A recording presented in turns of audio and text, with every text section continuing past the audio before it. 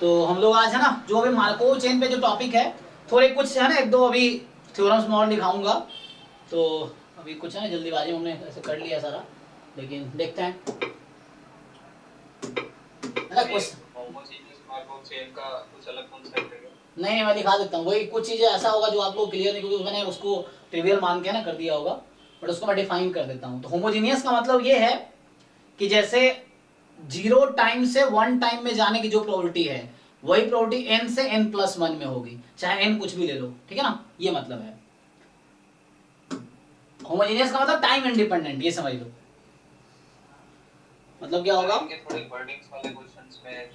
हाँ उसको ट्राई करते वही चीज ना, तो एटलीस्ट आपको ये समझ आएगा, मुझे भी ये समझ आएगा, क्योंकि हमने थ्योरी तो ब्रीफली कर लिया है, लेकिन क्वेश्चन करते हुए फिर हमें समझ आता है कि कौन सी थ्योरी आपको कितना क्लियर है, तो वो दोबारा एक बार है ना उसको एक्सप्लेन कर देंगे, वैसा होगा। तो ये है, तो अभी जैसे होमोजीनियस है, होमोजीनियस मार्कोव चेन का मतलब है कि मान लो अगर स्टेट स्पेस आपका, जैसे हमने जो भी पूरा काम किया अभी तक, जो थ्योरी मैंने कराया वो सब फाइनाइट मार्कोव चेन के लिए कराया मैंने, है ना। एक भी मैंने इनफाइनाइट वो नहीं लिया, मतलब फाइनाइट स्टेट स्पेस लिया था मैंने। हमने कोई मतलब काउंट, आपके सिलेबस में क्या फाइनाइट और काउंटेबल, तो काउंटेबल लेके भी काम कर सकते हैं एक दो। तो हमने जो थ्योरीज लिखे हैं सब फाइनाइट के लिए लिखे हैं, इनफाइनाइट या काउंटेबल सेट के लिए नहीं लिखा है। अगर स्टेट स्पेस मतलब नेचुरल नंबर हो गया तो उसके लिए क्या होगा, जैसे एक दो देखते हैं। तो इसका तो मतलब ये मान लो स्टेट स्पेस अभी फॉर एग्जांपल 1 to m है फॉर एग्जांपल, ठीक। तो कहने का मतलब ये है, ये स्टेट स्पेस है, और हमारा स्टोकास्टिक प्रोसेस क्या था, xt था या xn बोल दो, है ना। तो जो मार्कोव चेन है वो क्या है, xn है। तो यहाँ पे क्या होगा कि probability xn+1 is equal to j given xn is I, है ना। तो यही लिख रहे थे ना हम लोग, इसका क्या नोटेशन यूज कर रहे थे हम लोग, इसका Pij ये था ना, Pij जो स्टार्ट जहां से किया था, ये जो ट्रांजिशन प्रोबेबिलिटी मैट्रिक्स, जो 1 स्टेप ट्रांजिशन प्रोबेबिलिटी मैट्रिक्स है, उसमें Pij एलिमेंट होता है। तो उसका मीनिंग यही था ना, I to j in 1 step, and this is same as x1 is equal to j given x0 is I। तो यहाँ क्या मतलब है, यहाँ मतलब ये हो गया कि 0 टाइम पे I स्टेट में है, तो 1 टाइम पे j स्टेट में, तो I से j में 0 टाइम से 1 टाइम में आया, मतलब 1 स्टेप में आया। दिस इज सेम एज, अगर आप 1 रखो यहाँ पे, so this is same as for all n belongs to natural number. आप n अगर 1 ले लो तो 1 से 2, अच्छा तो यहाँ स्टेट स्पेस में मान लो 0 से स्टार्ट कर देता हूँ, या ठीक है, हम तो टाइम ले रहे हैं ना, कोई प्रॉब्लम नहीं है, वो ओके है। हम तो टाइम जो ले रहे हैं ना, xt जैसे लिखते हैं ना, xt जो है या xn जो है, तो ये जो n है आपका n 0 1 2 डॉट डॉट डॉट, तो ये टाइम था। शुरू में हम इसको t लिख रहे थे इनिशियली ना, यही t है, तो t की जगह हम लोग n यूज करते हैं। तो यहाँ पे क्या है कि I स्टेट से j स्टेट में जा रहे हैं 1 स्टेप में, तो n है ना, टाइम n है या n+1 है, जिस प्रोबेबिलिटी आर सेम, तो इसका मतलब होमोजेनियस। xn+1 की जगह 2n और xn के प्लेस में हम x0 दिया हुआ है, तो फिर क्या होगा होमोजेनियस मार्कोव चेन में। एक मिनट क्या लिखा है तुम, x0 इक्वल टू I, हाँ, और x2n इक्वल टू j, फिर कैसा होगा। तो इसका मतलब वो हो गया ना, P आप I से J में आ रहे हो, I से J में कितने स्टेप में आ रहे हो आप, 2n स्टेप में, तो ये 2n स्टेप में, ये नोटेशन यूज किया था हमने। यहाँ मतलब ये 1 स्टेप है सर, ये तो PYQ में भी है सेम क्वेश्चन, है ना। हाँ मतलब वही बोल रहा हूँ। तो जो भी कुछ क्लियर नहीं, अभी क्वेश्चन इसलिए डिस्कस कर रहे हैं कि अभी कोई भी चीज है, अभी जो आपने क्वेश्चन किया कुछ चीजें क्लियर नहीं होंगी, तो वो मैं अभी दिखा दूंगा, फिर से एक्सप्लेन करेंगे हम लोग, है ना। तो ये है, तो इसका मतलब है Pi, है ना। तो ये जो हमारे पास P था ट्रांजिशन प्रोबेबिलिटी मैट्रिक्स Pij, तो ये 1 स्टेप ट्रांजिशन प्रोबेबिलिटी मैट्रिक्स है। P की पावर 2n निकालो, तो इसके जो एलिमेंट्स आएंगे वो ऐसे आएंगे, P2n, Pij 2n, ये जो लिख रहा हूं इस तरह से कि I स्टेट से J स्टेट में जा रहा है, किसमें, 2n स्टेप में। I and J are states, तो Ij कहां बिलोंग करता है, Ij बिलोंग्स टू S में, और ये जो इंडेक्स है 0 2 n ये कहाँ बिलोंग करेगा, t, मतलब है ना, ये जो था हमारे पास xt सच दैट हमने डिफाइन किया था stochastic process is set of random variable xt जहां t belongs to set t। तो t इज टाइम स्पेस या इंडेक्स सेट मैंने बोला था, ये इस तरह से टाइम सेट भी बोलते हैं लोग, ठीक है ना। तो ये है, तो t आपका 0 से n, तो इसका मतलब ये हुआ। ओके, मैं साथ साथ थ्योरी बता दूंगा। हाँ homogeneous Markov chain time dependent नहीं है। हाँ जी जी जी, टाइम डिपेंडेंट नहीं हो, टाइम इंडिपेंडेंट है, यस। 2n कैसे होगा, फिर 2n तो नहीं आएगा ना। अरे मैडम, मैंने ये कहा है कि 0 से 1, टाइम 0 से 1 एक स्टेप में जाने की जो प्रोबेबिलिटी है, तो टाइम n से n+1, तुमने यहाँ स्टेप बढ़ा दिए ना, यहाँ स्टेप कितने हो गए, 2n स्टेप्स हो गए। हाँ यहाँ 1 स्टेप है, सेम कैसे होगा, ये ऐसा होगा। बोल रहा है अरे उल्लू, इसका मतलब ये हुआ, टाइम इंडिपेंडेंट का मतलब ये है, तो ये सेम रहेगा, इन दोनों की प्रोबेबिलिटी सेम है, इन दोनों की प्रोबेबिलिटी सेम है, ये है टाइम, वो होमोजेनियस का ये मतलब हुआ कि 0 से 2n गया और 2n से 4n गया, ये सेम है। टाइम इंडिपेंडेंट है, स्टेप्स इंडिपेंडेंट नहीं है कि तुम किसी दो कॉन्जिक्यूटिव स्टेप्स के बीच प्रोबेबिलिटी सेम है। हाँ यस, जैसे किसी दो कंसेप्ट या सेम लेंथ का जो तुम्हारा स्टेप्स है उस पे प्रोबेबिलिटी सेम आएगी। हाँ, सेम स्टेप का, सेम लेंथ का जो स्टेप्स हैं, जैसे यहाँ पे 1 स्टेप है, 0 से 1 जा रहा है, टाइम यहाँ 0 है, टाइम यहाँ 1 है, तो 1 स्टेप है यहाँ पे, यहाँ भी 1 स्टेप है, तो वो टाइम क्या है उससे कोई फर्क नहीं पड़ता, 1 स्टेप में हर बार प्रोबेबिलिटी सेम ही रहेगी। यहाँ तो 2n स्टेप हो गया, यहाँ भी 2n स्टेप, ये दोनों सेम रहेगा। ये थोड़ी बोल रहा है कि एक स्टेप में जाओ और 4 स्टेप में जाओ सेम ही प्रोबेबिलिटी आएगी, ऐसा थोड़ी बोल रहा है वो। मैं बोल रहा हूँ एक स्टेप का जो भी टाइम इंटरवल है उस पर प्रोबेबिलिटी सेम रहेगी। उसको अगर स्टोकेस्टिक टर्म में बोलूं तो क्या बोलते हैं, स्टेशनरी इंक्रीमेंट।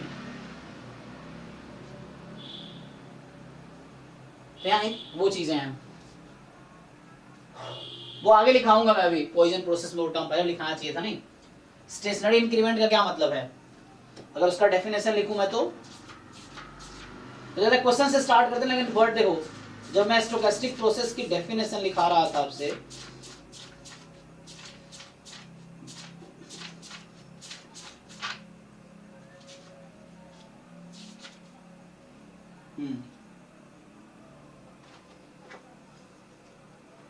प्रोबेबिलिटी सेम रहेगी, वो रैंडम वेरिएबल, ऐसे स्टेशनरी इंक्रीमेंट का मतलब हो गया कि वो रैंडम वेरिएबल इंडिपेंडेंट होंगे। यहाँ पे मतलब कहना मतलब ये है यहाँ पे कि जैसे होमोजीनियस होने का मतलब है कि किसी भी इक्वल लेंथ के स्टेप में प्रोबेबिलिटी सेम रहेगी, मतलब ये है। तो 0 से 1 जाने पे या तुम ये लिखो कि फर्स्ट स्टेप x1 जो है i है, तो x2 बराबर j होगी, इसकी प्रोबेबिलिटी और इसकी प्रोबेबिलिटी सेम रहेगी। तो यहाँ टाइम 1 से टाइम 2 हो गया, तो 1 स्टेप में तुम स्टेट i से स्टेट में जा रहे हो, तो 1 स्टेप में i से j में जाने की हर बार प्रोबेबिलिटी सेम रहेगी, चाहे वो टाइम कुछ भी हो, 1 स्टेप में हर बार प्रोबेबिलिटी सेम रहेगी, ये मतलब है। और ये ऑब्वियस है, जो कुछ नहीं दिया हुआ है तो ये हम अज्यूम करके चलते हो होमोजेनियस है, ठीक है ना। चलो क्वेश्चन पे आते हैं। हाँ, तो बताइए जिन लोगों ने ट्राई किए हैं क्वेश्चंस बताइए।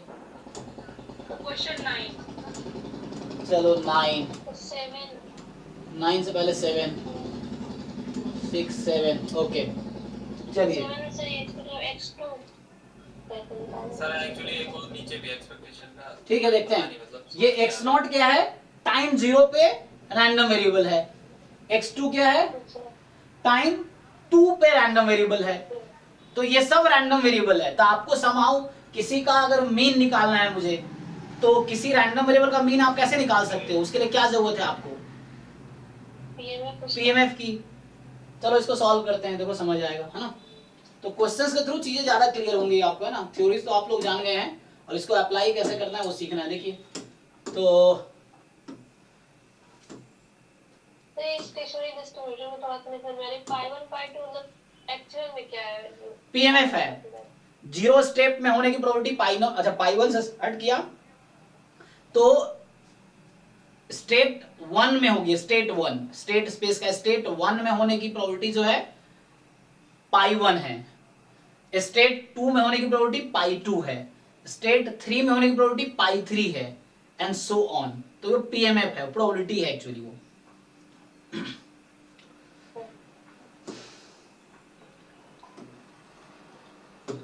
अब मैं एक्सप्लेन करूंगा जो भी क्वेश्चन उसके पीछे की थ्योरी एक्सप्लेन करूंगा तो क्लियर होगा। अभी देखिए इसको जरा। ये क्वेश्चन क्या कह रहा है कि let xn be a homogeneous Markov chain with state space 0 1। तो जो s मैं लिखता हूं वो यहाँ 0 1 है, स्टेट स्पेस। स्टेट स्पेस का मतलब xt will belong to 0 1 for all t, या मैं बोल दूं xn will belong to 0 1 for all n, चाहे वो 0 1 2 डॉट डॉट डॉट, ये मतलब है। तो n आपका टाइम है, दिस इज योर टाइम, है ना। तो 0 का मतलब है initially, at initial stage. So state space का मतलब क्या है कि xn की वैल्यू इसी इंटरवल से आएगी। तो xn के पास जो मैं शुरू में बोलता रेंज ऑफ रैंडम वेरिएबल या सपोर्ट ऑफ रैंडम वेरिएबल, तो सपोर्ट है ये जो स्टेट स्पेस है उस रैंडम वेरिएबल का सपोर्ट है xn का, चाहे n कुछ भी ले लो वैल्यू 0 1 ही रहेगी। तो आप ध्यान से देखो, हाँ सो अभी देखो यहां से x प्रोबेबिलिटी x नॉट बराबर 0 की प्रोबेबिलिटी कितनी दे रखी है 1/3। तो सिंपल है, xn के पास सपोर्ट में 2 ही वैल्यू है, x नॉट के पास भी सपोर्ट में 2 ही वैल्यू है। So what is the probability x1 being x not being same random variable, हाँ 1, इसके होने की क्या प्रोबेबिलिटी है। तो ये 2/3, क्योंकि सिंपल है कि हर रैंडम वेरिएबल का रेंज में 2 ही वैल्यू है। तो कॉम्प्लीमेंट ये 2 पॉइंट, या इनफैक्ट बोल दो ये क्या है, कौन सा डिस्ट्रीब्यूशन है xt यहाँ पे, किसको फॉलो करेगा, बर्नौली है। तो जो xn is a Bernoulli random variable, ये चीज है, बर्नौली p बोल दो चाहो तो xn is Bernoulli random variable actually. और ठीक है, तो इनिशियली स्टेट 0 में होने की प्रोबेबिलिटी 1/3 है, इनिशियली स्टेट 1 में होने की प्रोबेबिलिटी 2/3 है इनिशियली। अब एक स्टेप बाद कहां होगी ये बताइए मुझे अब। तो ये टीपीएम क्या होता है, ट्रांजिशन प्रोबेबिलिटी मैट्रिक्स, ये तो बता रहा है कि 0 स्टेट में है 1 स्टेट में है, 0 स्टेट 1 स्टेट। तो 0 से 0 में जाने की ये प्रोबेबिलिटी, 0 से 1 जाने की ये प्रोबेबिलिटी, 1 से 0 में जाने की ये, 1 से 1 में जाने की ये। अब मैं आपसे पूछूं कि what is the probability x1 बराबर 0 and what is the probability x1 बराबर 1।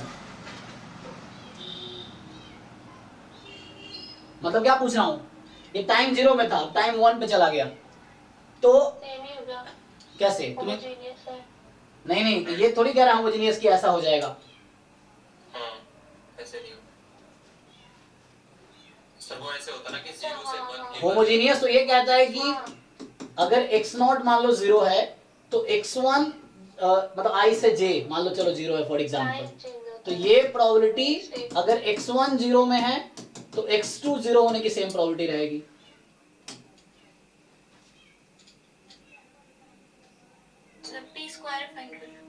यस नहीं, पी स्क्वायर निकाल सकते हैं, या एक काम करते हैं इनिशियल प्रोबेबिलिटी रखी है ना मुझे, तो ये निकालने के लिए अब 2 तरीका है। एक बिल्कुल ट्रेडिशनल वे जैसे बेसिक प्रोबेबिलिटी में करते हैं वो कर सकता हूं, एक स्टोकेस्टिक प्रोसेस वे यूज कर सकते हैं। तो उसमें सिंपल तरीका ये है कि जैसे अभी मान लो ये मैं इसको पाई नॉट लिख देता हूं, अभी पाई नॉट का मतलब क्या है, इनिशियल प्रोबेबिलिटी, पाई नॉट मतलब इनिशियल। तो स्टेट 0 में होने की 1/3, स्टेट 1 में होने की 2/3, ये 0 1 के लिए लिख रहा हूं कि इनिशियली स्टेट 0 1 पड़ी थी। अब मुझे पाई 1, इसके लिए मुझे पाई 1 निकालना पड़ेगा। तो ये फॉर्मूला होता है, हाँ क्या होगा सर, वो लगाएंगे क्या वो अच्छा मैं आपसे अगर ये पूछूं, हाँ ठीक है, देखिए जैसे आपसे पूछूं कि x1 बराबर 0 एंड x0 बराबर 0, इसको आप कैसे लिखेंगे। So basically 0 से 0 in one step. P of x1 equal to 0 even P of x0. Break कर देंगे। हाँ, P of x as a vector. तो 0 के बजाय मैं i से कर दूं तो आपको ज्यादा समझ आएगा। तो अगर मैं इसको, हाँ जो बता रहे थे सही बता रहे थे पहले, लेकिन मैं उसके पीछे की स्टोरी बता रहा हूँ हो क्या रहा है। तो जैसे मान लो x नॉट इनिशियली i है और अगले स्टेप में j पे पहुंच जाएगा, इंटरसेक्शन निकाल रहे हैं, तो इसका मतलब इनिशियली i पे है और j पे जाना है i से। तो ये समझ आ रहा है क्या है, ये इनिशियल प्रोबेबिलिटी i पे होने की और ये i से j में जाने की प्रोबेबिलिटी। तो इसके करस्पॉन्डिंग जो मैट्रिक्स बनता है वो ट्रांजिशन प्रोबेबिलिटी मैट्रिक्स है और इसके करस्पॉन्डिंग जो बना है वो p है। तो इससे क्या मिल जाएगा आपको, पाई 1 मिल जाएगा। तो पाई 1 का मतलब क्या है कि स्टेप 1 की प्रोबेबिलिटी है ना, चेक कर लो भाई, स्टेट 1 में है ना,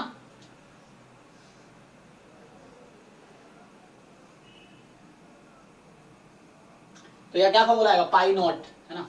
तो एक काम करो सीधा आप ये करो, एक ना मैं अगर आपसे पूछूं कि पाई नॉट इंटू पी निकालो, ये क्या आएगा जरा बताइए मुझे। ये आपका पाई नॉट है और ये यहाँ पी है, आप पाई नॉट इंटू पी करके देखिए, बताइए क्या आता है।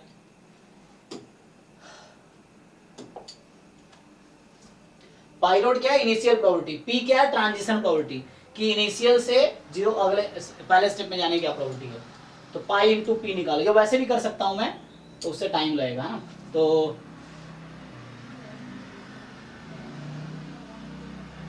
अच्छा एक मिनट, यहाँ में ना मुझे ये लिखना था, तो ये तो ठीक है, लेकिन मैं अगर आपसे पूछूं ये ओके है, लेकिन मुझे फॉर्मूला डिराइव करने के लिए ऐसे लिखना पड़ेगा। जैसे अगर मुझे चाहिए x1 is equal to let's say k या j लिखा हूं तो j लिखता हूं, मैं इसका फॉर्मूला डिराइव करने की कोशिश कर रहा हूं। देखो तो इसको मैं क्या लिख सकता हूं, अभी ये तो मैंने उसका लिख दिया, इसको मैं क्या लिख सकता हूं, summation probability x naught is equal to i into, या अभी आपको नहीं समझ आता, intersection x1 is equal to j, ऐसा लिख सकते हैं। i फ्रॉम जो भी पॉसिबिलिटी, i स्टेट है ना, तो यहाँ 0 से 1 ही हो जाएगी, स्टेट है तो i तो स्टेट है ना, या तो इनिशियली यहाँ रहेगी या वहां रहेगी। अब ये चीज मैं वहां से यूज करूंगा, ये वाली चीज ना वहां से यूज करूंगा मैं, ये इंटरसेक्शन ही तो है, बीच में कॉमा का क्या मतलब है, इंटरसेक्शन ही तो है। तो मतलब ये बोलना चाह रहा हूं मैं फॉर्मूला डिराइव कर रहा हूँ एक्चुअली। सो i बराबर 0 to 1, 0 to 1 क्यों लिख रहा हूँ, स्टेट दो ही, स्टेट स्पेस में दो ही एलिमेंट है, इसको मैं लिख सकता हूँ x नॉट बराबर i इंटू प्रोबेबिलिटी x1 बराबर j गिवन x नॉट बराबर i। क्या यूज किया मैंने यहाँ पे, total probability, this is total probability of ei into a given ei बराबर probability of a summation over i। तो ये मैंने टोटल प्रोबेबिलिटी लगाया यहाँ पे। तो वही बोल रहा था मैं, यहाँ पे बताना चाह रहा था कि ये पाई 1 जो आएगा पाई नॉट इंटू पी आएगा। तो ये प्रोबेबिलिटी, इसके करस्पॉन्डिंग मैट्रिक्स ये है, और ट्रांजिशन प्रोबेबिलिटी, ये तो कह रहा है i से j में जाने की क्या प्रोबेबिलिटी, ये ट्रांजिशन प्रोबेबिलिटी मैट्रिक्स यही बताता है, और ये पाई नॉट बताएगा। तो पाई नॉट इंटू पी करेंगे तो आपका पाई 1 आ जाएगा। अच्छा, तो यहाँ से अगर आपको आइडिया मिला हो तो मैं आपसे पूछूं, अगर मुझे पाई 2 चाहिए, पाई 2 समझ आता है कि सेकेंड स्टेप में, तो मुझे क्या करना पड़ेगा, इसको जनरलाइज कीजिए जरा। हाँ, मतलब पाई 1 इंटू पी, जो कि बाद में पाई 1 को रख देंगे, तो pi naught into p square, yes, तो ये आ जाएगा आपका। तो ये प्रूफ एक्चुअली समाव मैंने प्रूफ लिखने की कोशिश की है। सो पाई 1 इंटू पी फर्स्ट स्टेप में कहा था, इंटू ट्रांजिशन प्रोबेबिलिटी मैट्रिक्स, तो नेक्स्ट स्टेप में जाने के लिए तो पाई नॉट पी उसको निकाल लो, अब ये निकाल लो, ये तो भैया आपको। तो ये जो आएगा ना, this is the PMF of x2। मैं आपको बता दूं ये क्या दे रहा है, ये देगा पीएमएफ ऑफ x1, ये क्या देगा, पीएमएफ ऑफ x2, और पाई नॉट जो लिखा है वो पीएमएफ ऑफ, और ये जो पाई नॉट है is PMF of x not, ये चीज है, ठीक है। तो निकालो, अब तो समझ आ गया आपको, ट्राई करके देखो जरा। सो ये स्टोरी यूज हो रही है सर 7/18 11/18। चलिए, तो अब यहाँ पे आइए। तो इस क्वेश्चन में आपको p पता है, पाई नॉट पता है। Pi naught is this, so pi naught is this, and p मैं लिख भी देता हूं, ऐसे आपको पता है। सो p वहां पे है 1/2, 1/2, 1/3, 2/3। पाई नॉट को p से मल्टीप्लाई कीजिए, पाई 1 आएगा। फिर पाई 2 चाहिए आपको, तो pi naught into p square, या समझिए पाई 1 इंटू पी, जैसे भी समझ आए। तो कितना आए ये बताओ भाई। 7/18 और 11/18। 7/18 7/18 11/18। तो this is the PMF of x2। पाई 2 आया ना, तो पाई 2 रिप्रेजेंट पीएमएफ ऑफ x2। तो मतलब एक टेबल बना लो अब। सो x2 और प्रोबेबिलिटी एट x2, तो x2 की वैल्यू 0 या 1 है, तो 0 पे 7/18 और 1 पे 11/18। मतलब ये बर्नौली है ना, ये बोल सकते हो आप कि x2 इज बर्नौली p। तो p क्या होता है 1 पे। तो यहां से कहने का मतलब कि x2 जो है बर्नौली है, p की जगह 11/18 होगा, क्योंकि है ना 1 पे प्रोबेबिलिटी p होती है ना, 0 पे 1 माइनस p बर्नौली में। तो बताइए मीन कितना आया फिर? पाई 1 की वैल्यू भी वही आई है, पाई 2 की वैल्यू वही आई है। अच्छा सेम ही आ गया, ऐसा है क्या? बाकी लोग नहीं, किसने गलत बता? पता नहीं, बट आंसर तो सही आ गया। पाई 1 सेम आया, किसने निकाला पाई 1? जैसे पाई 1 को पाई 1 सेम आया है सर। अच्छा तो चलो कोइंसिडेंस है। 7/18 11/18। अच्छा आपने पाई 2 पूछा था क्या? मैंने पाई 1 ही बताया था। अच्छा तुमने पाई 1 ही बताया एक्चुअली। वैल्यू है 6/15 और 9/15। अच्छा हाँ 6/15। पाई 2 का वैल्यू है। हाँ पाई 2 ही पूछ रहा था, ये पाई 1 ये था, तो मैंने हाँ, पाई 1 ये है, पाई 2 आपको पाई 1 इंटू पी करना है या पाई नॉट इंटू पी स्क्वायर करना है, चेक कर लो भाई।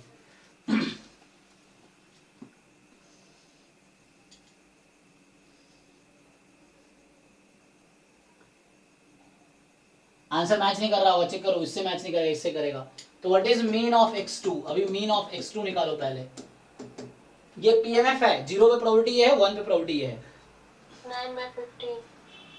सो 9/15 आ गया आपका। तो कहने का मतलब ये हो गया, आपने अभी जो फाइन 27 हो रहा है। क्या? 27। नहीं रुक जाओ, अभी तो वो पूछा कुछ और ना। तो यहाँ से कहने का मतलब जो पाई 2 था ना, तो पाई 2 बोलने का मतलब है प्रोबेबिलिटी x2 बराबर 0 कॉमा प्रोबेबिलिटी x2 बराबर 1, ये पाई 2 का मतलब था। पाई 1 का जो मतलब हमारा है वो है प्रोबेबिलिटी x1 बराबर 0। यहाँ पे जो लिख रहा हूं अभी नोटेशन ये यूज कर रहा हूं मैं, x1 बराबर 1, ये प्रोबेबिलिटी पाई 1 का है। और पाई नॉट का मतलब तो पता ही है, क्लियर ही है आपको। पाई नॉट का मतलब भी वैसे ही था, तो जो पाई नॉट में लिख रहा था, तो हम लोग पाई नॉट यहाँ पे यूज कर रहे हैं अभी। इसका मतलब इनिशियली 0 पे होने की प्रोबेबिलिटी क्या है और इनिशियली 1 पे होने की प्रोबेबिलिटी क्या है। मैट्रिक्स है, कॉमा हटा सकते हो आप। तो इस तरीके से एनीवे तो ये समझ आया आपको कि इनिशियल प्रोबेबिलिटी दे रखी हो तो कैसे निकालना है सेकेंड स्टेप की प्रोबेबिलिटी। तो सेकेंड स्टेप पे कहाँ पे होगा, सेकेंड टाइम्स में कहाँ पे होगा, वो निकालने के लिए। तो यहाँ पूछा है 27 टाइम EX2 है ना, इस क्वेश्चन में पूछा हुआ है 27 टाइम। Yes, sir. तो ये मल्टीप्लाई कर लो ना, 9/15 को 27 से सर हो मल्टीप्लाई गया। कितना? सही आ रहा है 16.25 16 16.25 One- 16.2 आ रहा है। तो आंसर है 256 कुछ आ रहा है आंसर। अरे 2 डेसिमल में बोला है ना। नहीं फाइनल आंसर क्या है, चेक कर लो पीछे क्या है उसमें। यही है। अच्छा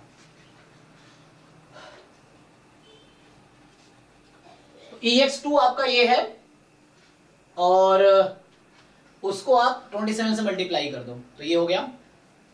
सर लकीली वैल्यूज ऐसी सेट हुई हैं, अगर पाई 1 से भी निकाल रहे हैं ना, अच्छा। तो 16.2 आ रहा है। अच्छा रेंज में आ गया, तो सही होएगा। अच्छा तो रेंज में कोइंसिडेंटली आ गया, ठीक है। हाँ तो वही ना कि गलती से गलत हो भी जाए तो सही हो जाता है। यहाँ पे ठीक है, आगे आते हैं। तो ये ओके है, चलिए।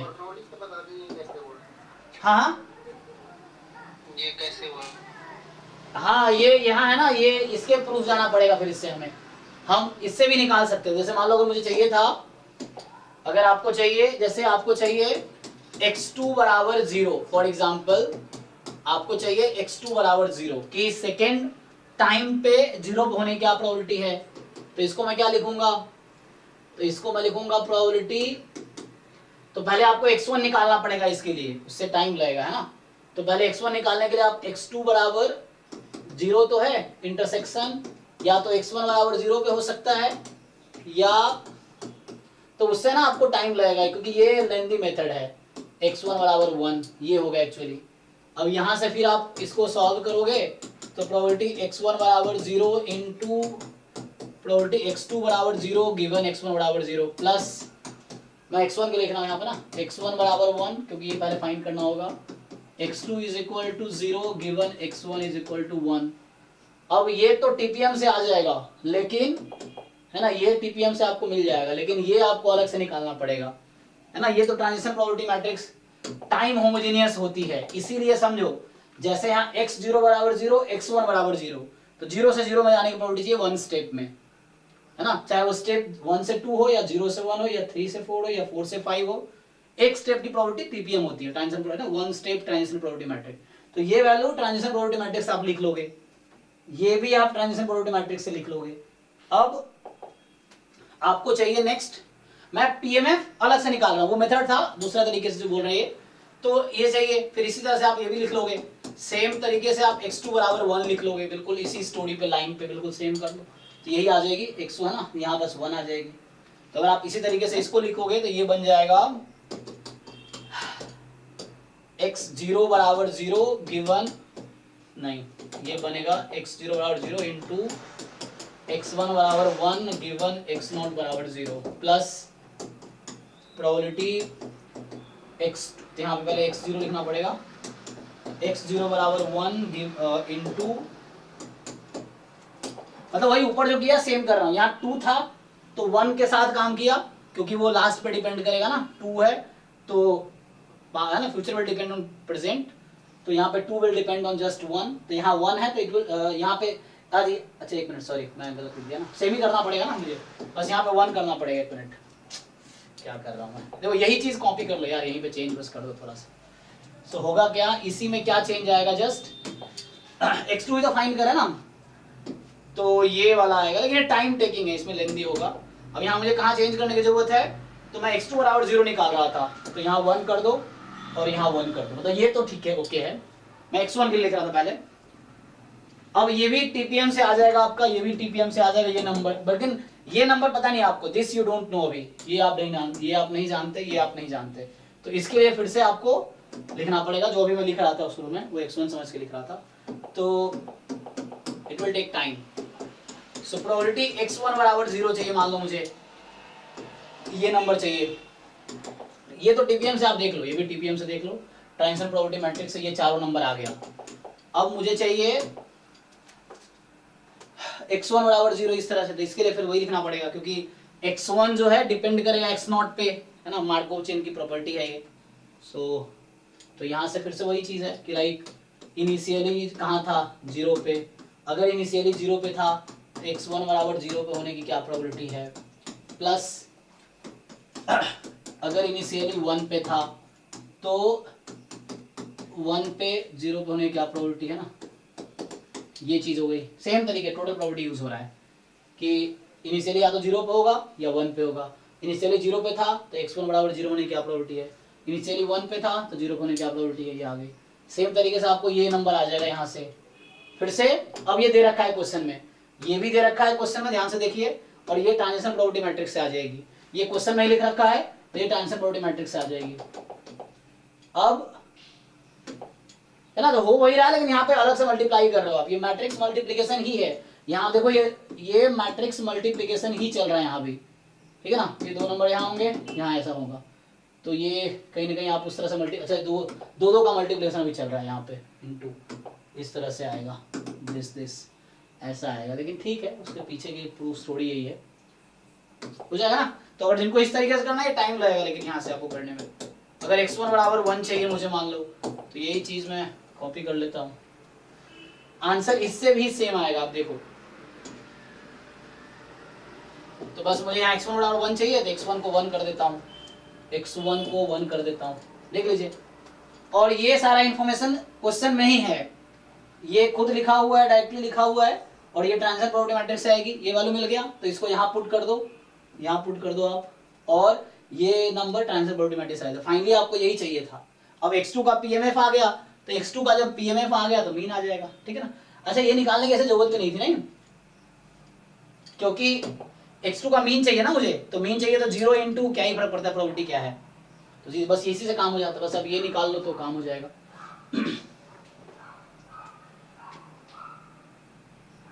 तो ये थोड़ा लंबा हो गया ना। तो बाकी आप वो याद रख सकते हो कि जैसे इनिशियल प्रोबेबिलिटी अगर मुझे दे रखा है x नॉट के लिए पाई नॉट है, मतलब इनिशियल प्रोबेबिलिटी दे रखा है।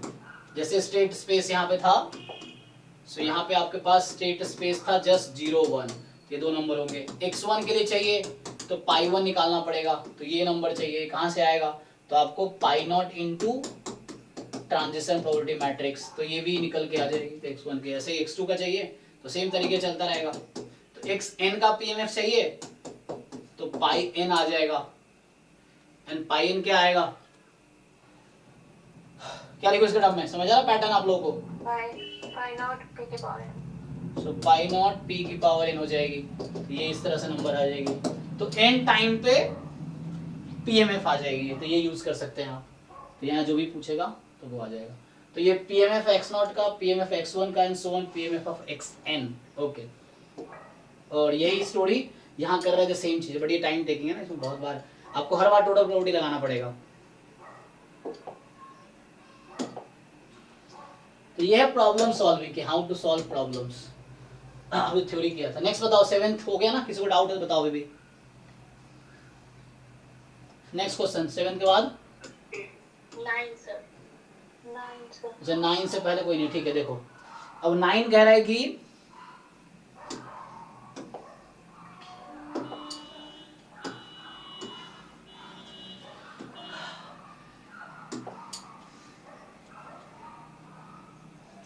ऐसे क्वेश्चन लिखने जड़ा में भी आता है ना, कई बार मैट्रिक्स दे रखा होता है, पूछता है आपसे कि बताओ a की power n, n tends to infinity क्या आएगी। तो यहाँ समझो क्या बोल रहा है। तो xn भी होमोजेनियस मार्कोव चेन विथ, है ना, तो with which state space is 0 1 2। तो वन स्टेप में ये प्रोबेबिलिटी है, और one step transition probability matrix दे रखा आपको ये है। तो पूछ रहा है कि ये बताओ। तो आपको याद है जब हम लिखते थे प्रोबेबिलिटी x, जैसे मैं लिख रहा था x2n बराबर j गिवन x0 बराबर i, तो इसका नोटेशन क्या है, Eij 2n। हाँ, i से j में जाना है कितने स्टेप में, तो स्टेट i से स्टेट j में जाना है कितने टाइम में, टाइम 0 से 2n में। तो कितने स्टेप ले रहे हैं, 0 से 2n जा रहे हैं, 0 से 1, 1 से 2, 2 से 3, तो हम लोग 2n स्टेप में जा रहे हैं। ठीक, सो 2n स्टेप में जा रहे हैं हम लोग i स्टेट से j स्टेट में। ओके, तो एक तरीका ये है कि इसका कोई भी एलिमेंट देखना हो तो आप ये मैट्रिक्स निकालो, है ना। तो जो ये pm यहाँ पे जो लिखा हुआ है, this is pij in one step, लिखा है ना, ये one step transition probability matrix है। तो यहाँ पे pij वन स्टेप की बता रहा है ये। हमें क्या चाहिए, ये चाहिए। हाँ सर 2 स्टेप में मैं ये कह रहा था कि जब मतलब मैं ऐसे सोच रहा था, जैसे आप बोल रहे हो ना 2n स्टेप में हम n की वैल्यू डाल के नहीं चेक कर सकते, कर सकते हैं, 1 लूं 2 लूं। हाँ बिल्कुल। उससे मतलब जीपी टाइप तो बन रही थी, थोड़ी मतलब कॉम्प्लेक्स ही बन रही थी, बट सॉल्व हो जा रही थी मतलब। देखो इसका क्या, अब इसका नोटेशन बताओ। तो इसका नोटेशन इसके जैसा क्या लिखूं मैं, what is notation of this, जैसे ये लिखा मैंने, तो इसको मैं क्या लिख सकता हूँ, p 2 to 2n, और यहाँ है limit n tends to infinity. अच्छा, तो अगर आपसे मैं पूछूं, तो हो गया सर, हाँ उसके बाद नहीं होगा। हाँ, p स्क्वायर मैट्रिक्स जरा निकालो, क्या आएगी।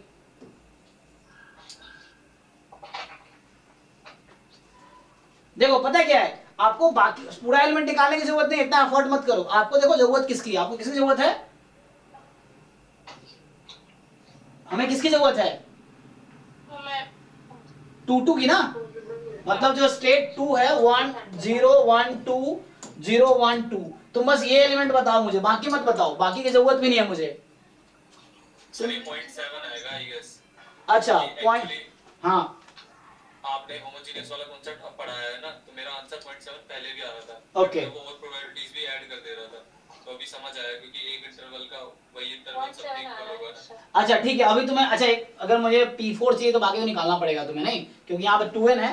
लेकिन देखो मैं बताना ही चाह रहा हूँ, तो यहाँ तुमसे ट्रिक पूछ रहा है। जैसे इस तरह क्वेश्चन लीनियर अलजेब्रा में आते हैं, मैं बता रहा हूँ लीनियर में क्या होता है, मैट्रिक्स लिखा होता है। अभी जैम गेट के क्वेश्चन करोगे देखना मिलेगा, अभी हम लोग डिस्कशन करेंगे जैम वाले में, वहां भी ऐसे क्वेश्चंस हैं कि लिमिट a की power 2n n tends to infinity क्या आएगी। तो ये कौन कैलकुलेट करेगा, ये तो होता क्या है उस केस में, एक पैटर्न ढूंढना होता है। 0.7 आया है। हाँ क्या है? 0.7 हाँ पूरा मैं 0.3 0 0.7 0 1 0 0.3 0 0.7। अब मजे की बात क्या है, अगर P4 तुमसे मैं पूछूं कि तुम P4 निकालो, P4 क्या होगा? P square into P square,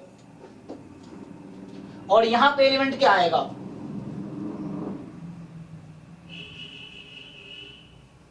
तो उसके लिए थर्ड रो को थर्ड कॉलम से मल्टीप्लाई करो, नहीं सॉरी हाँ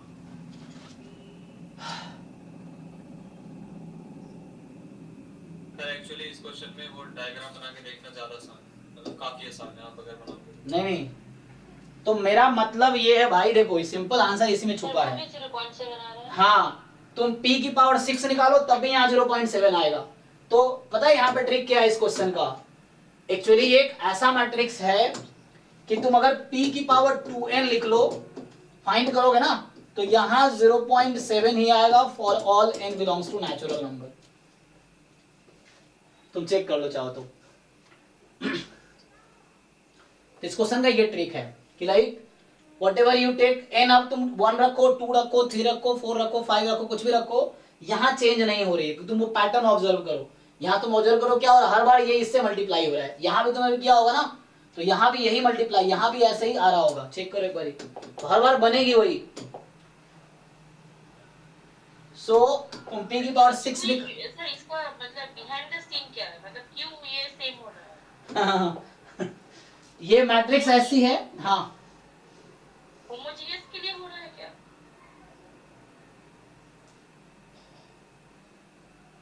अच्छा इसको तुम वो करना था, ग्राफ बना के देखो, देखते हैं। तो यहाँ तो मैं सिंपल समझ गया, मुझे p की पावर 2n निकालना है, उसका एलिमेंट देखना है सेकेंड स्टेट में, और सेकेंड स्टेट के रो में, और सेकेंड स्टेट के कॉलम में। सिंपल मुझे ये देखना है कि, है ना, ये जो मैं बताया तो अभी, ये तो pi जो 1 स्टेप में है, मैं p की पावर 2n निकालूंगा तो वो क्या बनाएगी, वो मुझे देगा pij 2n स्टेप में i से j पे जाने की प्रोबेबिलिटी बताएगा मुझे, यही तो है। और ये सेम 3x3 की बनाएगी।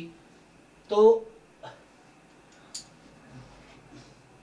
यहाँ भी 0 1 2 होगा, 0 1 2 होगा।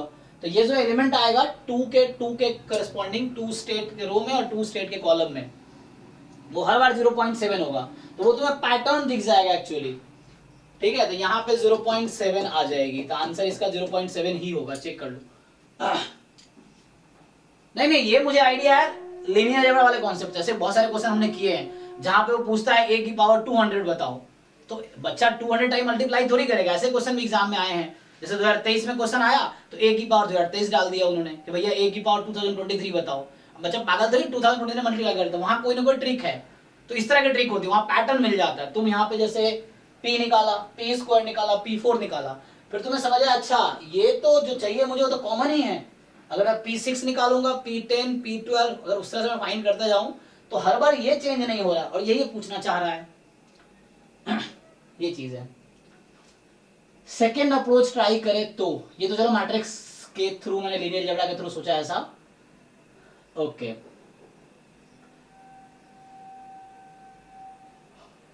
देखो भाई, तो इसका अगर तुम डायग्राम बनाओ, किसका बनाना चाह रहे थे शुरू में? सो 2 से 2 जाना है 2n स्टेप में, है ना।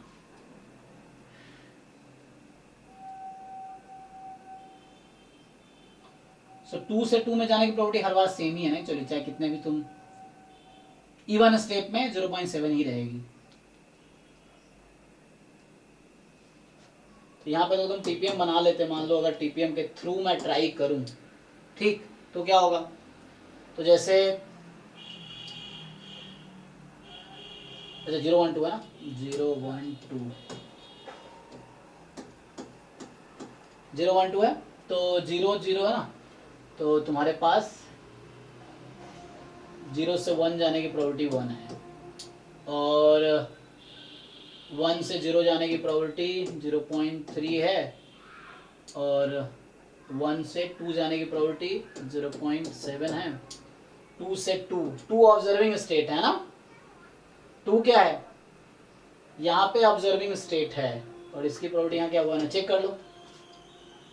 यस सर, सो 2 जो है ऑब्जर्विंग स्टेट है, तो जब बाद में तुम पी स्क्वायर पी क्यू सब निकालोगे ना, इसलिए प्रॉपर्टी सेम आएगी, राइट। टू एब्जॉर्बिंग स्टेट है ना, तो इसका कुछ लॉजिक लगेगा। तो एब्जॉर्बिंग स्टेट में क्या होता है,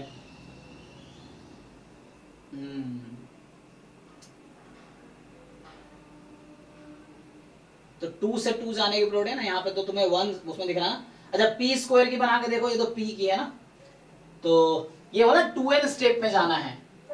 यहाँ पे 2 से 2 की प्रोबेबिलिटी 0 नहीं दे रही थी। अच्छा एक मिनट, हाँ मैंने गलत बनाया, ध्यान नहीं दिया। अच्छा यहाँ एक मिनट, 0 1 2 0 1 2, अच्छा अच्छा हाँ, तो ये मैंने, एक मिनट चेक करो, ये तो ठीक है, यहाँ गलत है। अरे यार मैं ना वो 1 2 3 समझ गया ना, हाँ एक मिनट, 2 से 1 जाने की कितनी है, 2 से 1 जाने की है, हाँ वो मैंने गलत बनाए थे, चेक करो एक मिनट। 2 से 1 जाने की प्रोबेबिलिटी जो है, ये ना 0 1 2 में प्रॉब्लम होता है, 1 2 3 मान लेते हैं हम लोग, यहाँ ही गड़बड़ हो गया। तो एक्चुअली 2 से 1 जाने की प्रोबेबिलिटी तुम्हारी 1 है, और बाकी ठीक है। अब देख लो भाई, 1 से 2 1 से 2, ठीक है ना, हाँ ठीक है। तो तुम्हें 2 स्टेप में आना है, 2 से 2 में, देखो जरा। अच्छा यहां से दिख तो रहा है, यहां से भी पता चल जाएगा, तुम कह रहे थे ना, ठीक है। तो यहां से तुम अगर सोचो 2 स्टेप में आने की क्या प्रोबेबिलिटी है, लेकिन कहां से, 2 से, तो वैसे तुम्हारे पास आएगा पी स्क्वायर में क्या आ रहा था, 2 से 2। तो डायग्राम चेक करो एक बार, ठीक है, 0 से 0 0 है, 0 से 1 में 1 है, और फिर 1 से 0 में तुम्हारा 0.3 है, ये 0.3 है एक्चुअली, है ना, और यहाँ पे तुम्हारा ये 1 है ना, ये 1 है 2 से 1 में, हाँ देखो यही तो हो रहा है ना, जैसे मान लो 2 स्टेप में तुम्हें आना है, तो ये 1 है एक्चुअली, तो यहां से भी दिख रहा है। एक्चुअली मैट्रिक्स नहीं बनाते तो दूसरा अप्रोच ये है, देखो दूसरा अप्रोच क्या है यहाँ पे, कि तुम्हें 2 से स्टार्ट करना है और 2 पे ही आना है इवन स्टेप में, तो क्या होगी, यस सर, पहले 2 से 1 चलेगा, 1 से 2 आगे, मतलब 2 से 2 में आना है इवन स्टेप में, तो 2 से यहां जाने की प्रोबेबिलिटी 1 और यहां आने की प्रोबेबिलिटी 0.7, तो 1 इंटू 0.7 0.7 रहेगी। 4 स्टेप में आना है तो क्या होगा सर, 2 से 1 1 से 0 0 से 1 1 से 2, हाँ, तो तुम्हें 4 स्टेप में पहुंचना है। नहीं यहाँ पे 2 रास्ते हैं, देखो 2 स्टेप में जाना था तो 2 से 1 1 से 2, देखो एक मिनट, 2 से 1 1 से 0 0 से 1 1 से 2, एक ये रास्ता है, और इसमें ऐड होगा 2 से 1 1 से 2 2 से 1 1 से 2 आ सकते हैं, 1 2 3, तो 1 से 1 ना, एक मिनट, 1 से 1 नहीं आ सकता डायरेक्टली हम, 1 से 1 नहीं आ सकते, एक मिनट, वो अरे यार 2 से 1 गए, फिर 1 से 2 आया, फिर 2 से 1, मुझे कितने स्टेप चाहिए, 4 स्टेप चलने हैं ना, 4 स्टेप चलने हैं, देखो तो 4 स्टेप में आ तो जाएंगे, आ जाएंगे ना, 2 से 1 1 से 2 2 से 1 1 से 2 हो गया। तो इसकी प्रोबेबिलिटी और इसकी प्रोबेबिलिटी ऐड करो, सेम ही आएगी।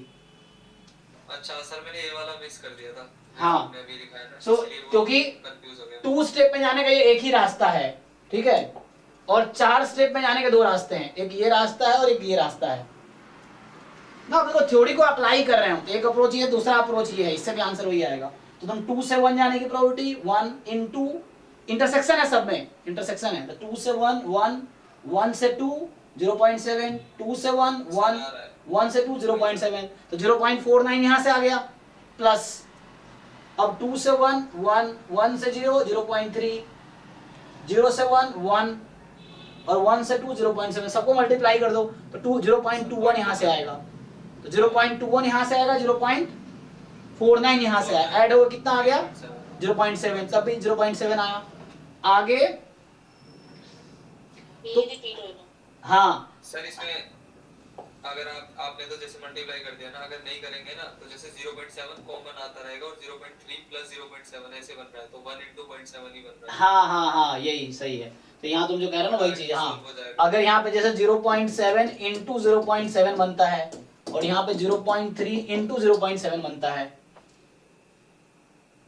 चेक कर लो, तो 0.7 कॉमन लोगे और इसको ऐड करना है तुम्हें हर बार, तो 0.7 0.7 प्लस 0.3 सही बात है।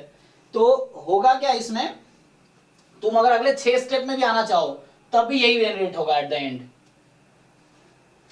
तो एट द एंड मतलब कहना मतलब प्रोबेबिलिटी यही आएगी, तुम चेक कर सकते हो अगर तुम चाहो तो। देखो 2 से 1, 1 से 2, 2 से 1, 1 से 2, 2 से 1, 1 से 2, 6 स्टेप हो गया, 1 2 3 4 5 6, ठीक है। ये एक तरीका है। और वही बनेगा 2 से 1, फिर देखो यहाँ पे केसेस बढ़ेंगे, एक मिनट देखो केस कितने बढ़ेंगे। 2 से 1, अब ये तो दिया 2 1 1 2, ये वाला लूप ले लिया हमने। 2 से 1, 1 से 0, 0 से, है ना, 2 से 1 हो गया, 1 से 0। सर इसमें काफी बनाने पड़ जाएंगे, बहुत सारे केसेस बनेंगे यहाँ पे। तो केसेस कितने बनेंगे, क्योंकि यहाँ पे फिर यहाँ वापस लौट पहले लेना, वाला मतलब इजी था, बहुत पहला इजी है। हाँ क्योंकि इससे तुम अगले केस में तुम्हें और समझ आएगा अच्छा वही प्रॉब्लम हो रहा है। तो यहाँ से तुम्हें समझ आएगा अच्छा तुमने स्क्वायर निकाल दिया, तो वही चीज कर तो ही रहे हैं हम, पर उस पे सोच रहे हैं। यहाँ पे टीपीए ये क्या करता है, स्क्वायर पूरे को एक साथ निकाल देता है ना, वही चीज कर तो वही रहे हैं, बट यहाँ मैट्रिक्स के थ्रू कर रहे हैं, तो यहाँ पे हम इंडिविजुअली स्टेट बाय स्टेट देख रहे हैं। तो ये थोड़ा टाइम टेकिंग टेक्निक हो जाएगा, क्योंकि इसमें ना पर स्टेप देख रहे हैं। एट देन वही बनेगा यहाँ भी, तुम पूछो बसरी जी कम से कम कितने बनेंगे, यहाँ से 6 तुमने ये हो गया, 6 यहाँ बनेगा, फिर 2 यहाँ 2 यहाँ, ऐसे करके बनाने पड़ेंगे तुम्हें। सो ना 2 5 4 6 6 7 6 स्टेप, वो तो 6 ऐसे बनेंगे केसेस आई थिंक, चेक कर लो। तो वैसा आएगा एंड तब भी आंसर वही आएगा। तो ये लेंदी है, इससे ही कर दो, ये इजी था। ये हर बार आएगा वही, क्योंकि यहाँ पे दिख रहा है मुझे, तो हर बार आएगा सेम ही। ठीक है चलो नेक्स्ट क्वेश्चन पे आते हैं।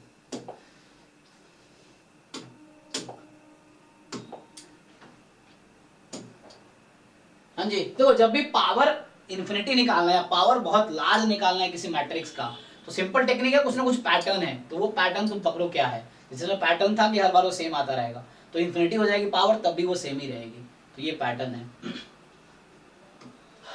नेक्स्ट, हाँ क्वेश्चन 10 देखना है सर, क्वेश्चन 10 हाँ सर, उसका क्या निकालना पड़ेगा, P03 ये निकालना पड़ेगा क्या? किसका, सर। सुनो आप क्वेश्चन देखो तो पढ़ना दो पहले। हाँ सो हाँ मुझे भी पूछना है, ये स्टेटमेंट क्या है, P be the probability that state 0 will be visited before state 3। तो ये सिंपल, तुमने वो क्वेश्चन किया है कि a dice is rolled again and again, what is the probability of getting 5 before 3? ये क्वेश्चन किया सर करेक्ट, सेम लॉजिक है। हाँ वैसा question probability of getting 3 before 2 या ऐसा कुछ क्वेश्चन है ना प्रोबेबिलिटी में, तो वो निकालो फिर ये निकालो, देखो अभी समझ आएगा, सेम टेक्निक है। तो मैं तो जब सॉल्व करता हूँ बेसिक प्रोबेबिलिटी लगा रहा हूँ। तो यहाँ पे अगर जिस बच्चे, मैं क्वेश्चन फिर से बोल दे रहा हूँ कि अ dice is throne again and again, what is the probability of getting, जैसे इसने बोला है कि 0 विजिटेड बिफोर 3, तो चलो मैं बोलता हूँ what is probability of getting 1 before 3। Dice पे एक डाइस को बार बार थ्रो कर रहे हो, चलो वो सॉल्व करो फिर ये सॉल्व करते हैं, फिर तुम रिलेट कर पाओगे। सर मैं समझ गया, मतलब मैंने फिर से केस मिस करे। हाँ तो यहाँ पे क्या है कि a die is thrown repeatedly again and again, कितनी बार, इनफाइनाइट टाइम करो कोई दिक्कत नहीं, लेकिन क्वेश्चन ये है कि what is the probability of getting 1 before 3, ये निकाल लो। अगर ये तुम्हें समझ आया ट्रिक इसका, इसके पीछे का जो कॉन्सेप्ट समझ आया तो वो भी हो जाएगा। निकालो जरा आंसर, ये क्लास 12 के एनसीईआरटी में क्वेश्चन है, बता दो जानकारी के लिए आप लोगों को।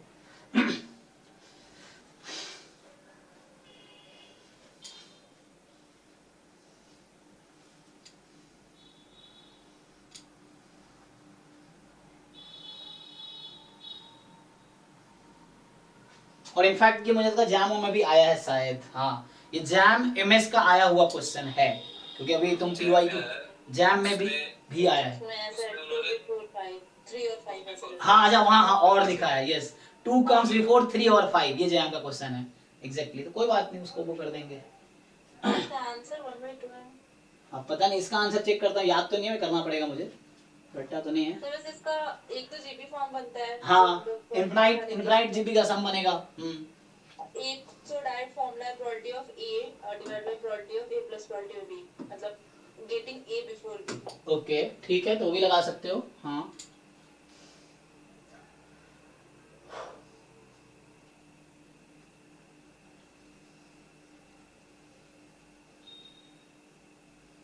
कोई नहीं, ट्राई करो, जैसे एक ने बताया 1/2, बस देखते हैं। आंसर मुझे याद नहीं है, वो तो मैं अभी करूंगा तो समझ आएगा।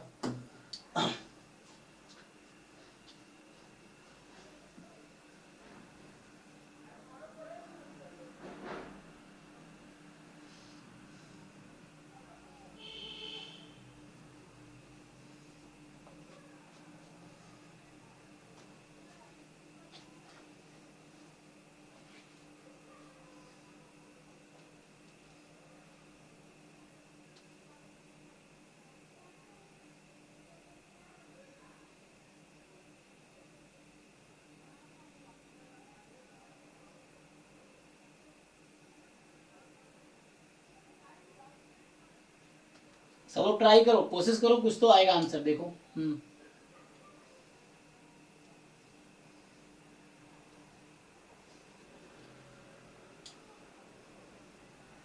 So 1/6 क्यों आ रहा है? ओके, बट 1/6 आ रहा है।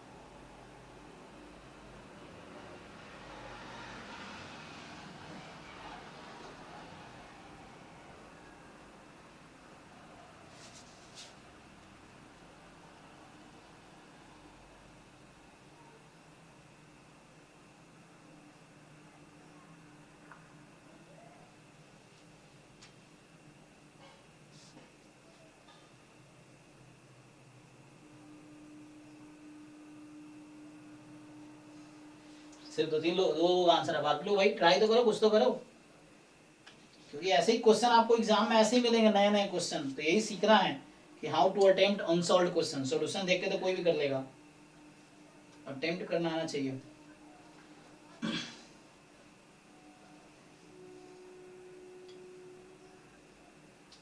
तो इसके पीछे का एल्गोरिथम पता हो आपको कि हो क्या रहा है। देखो, तो या तो एक केस है कि पहले 1 ही आ जाए, पहले बार में ही 1 आ गया तो काम खत्म, 3 आए ना आए क्या ही फर्क पड़ता है।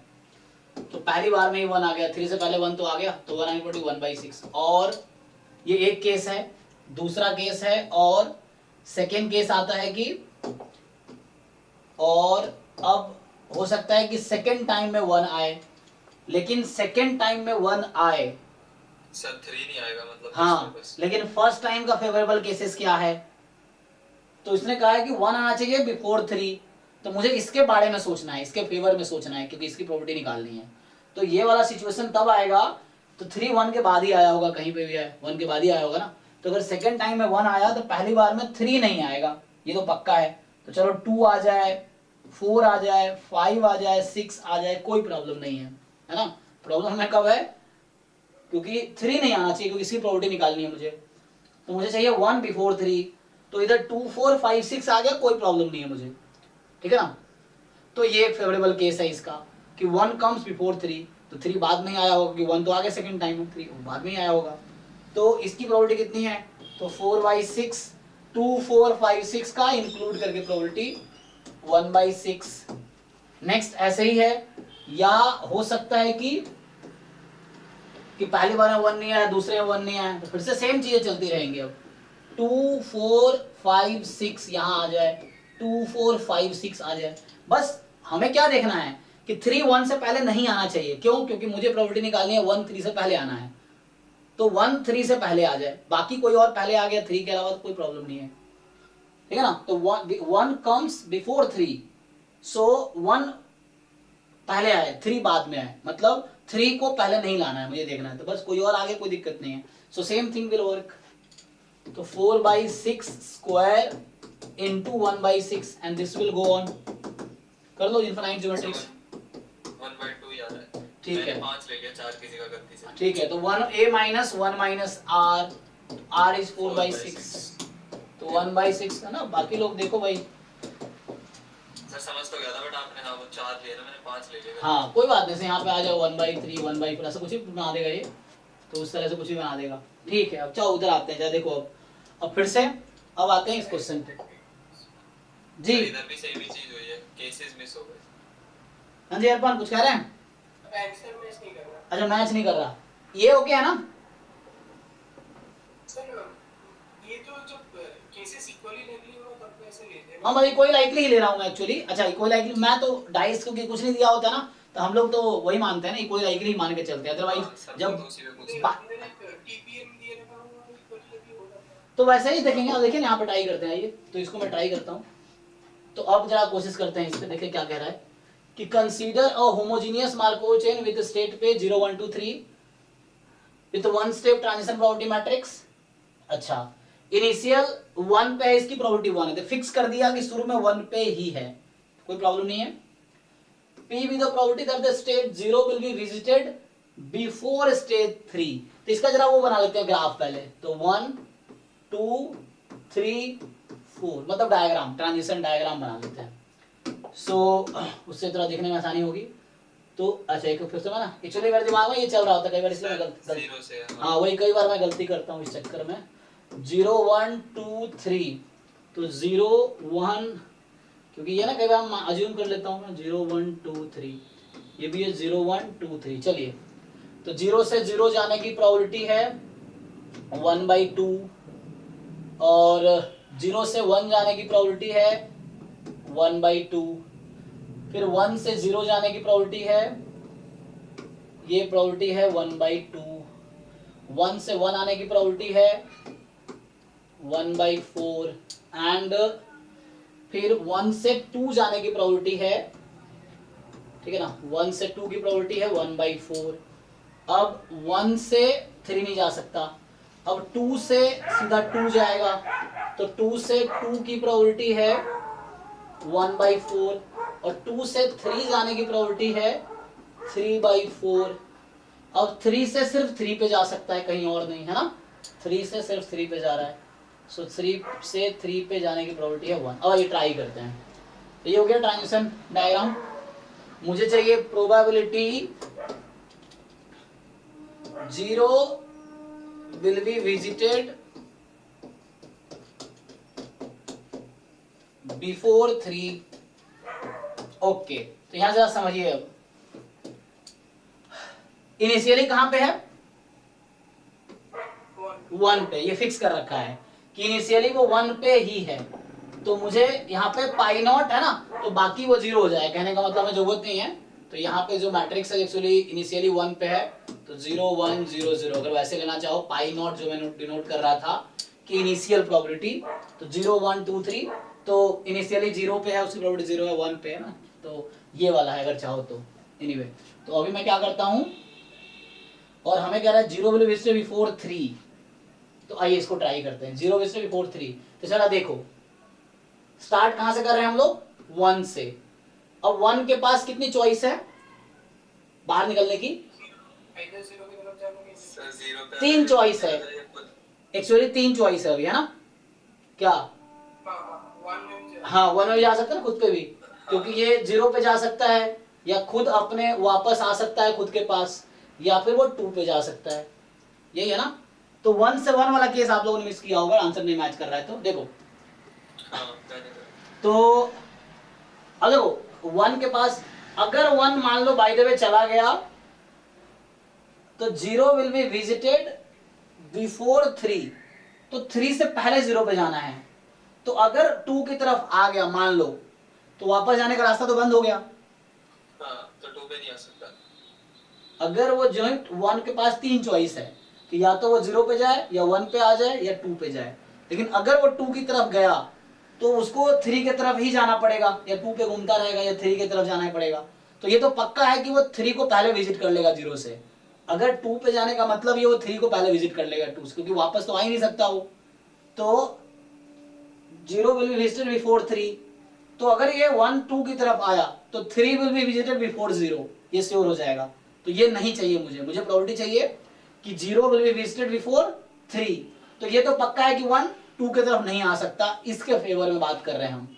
तो अब आते हैं, तो चेक कीजिए 0 will be visited before 3, same सोचूंगा मैं।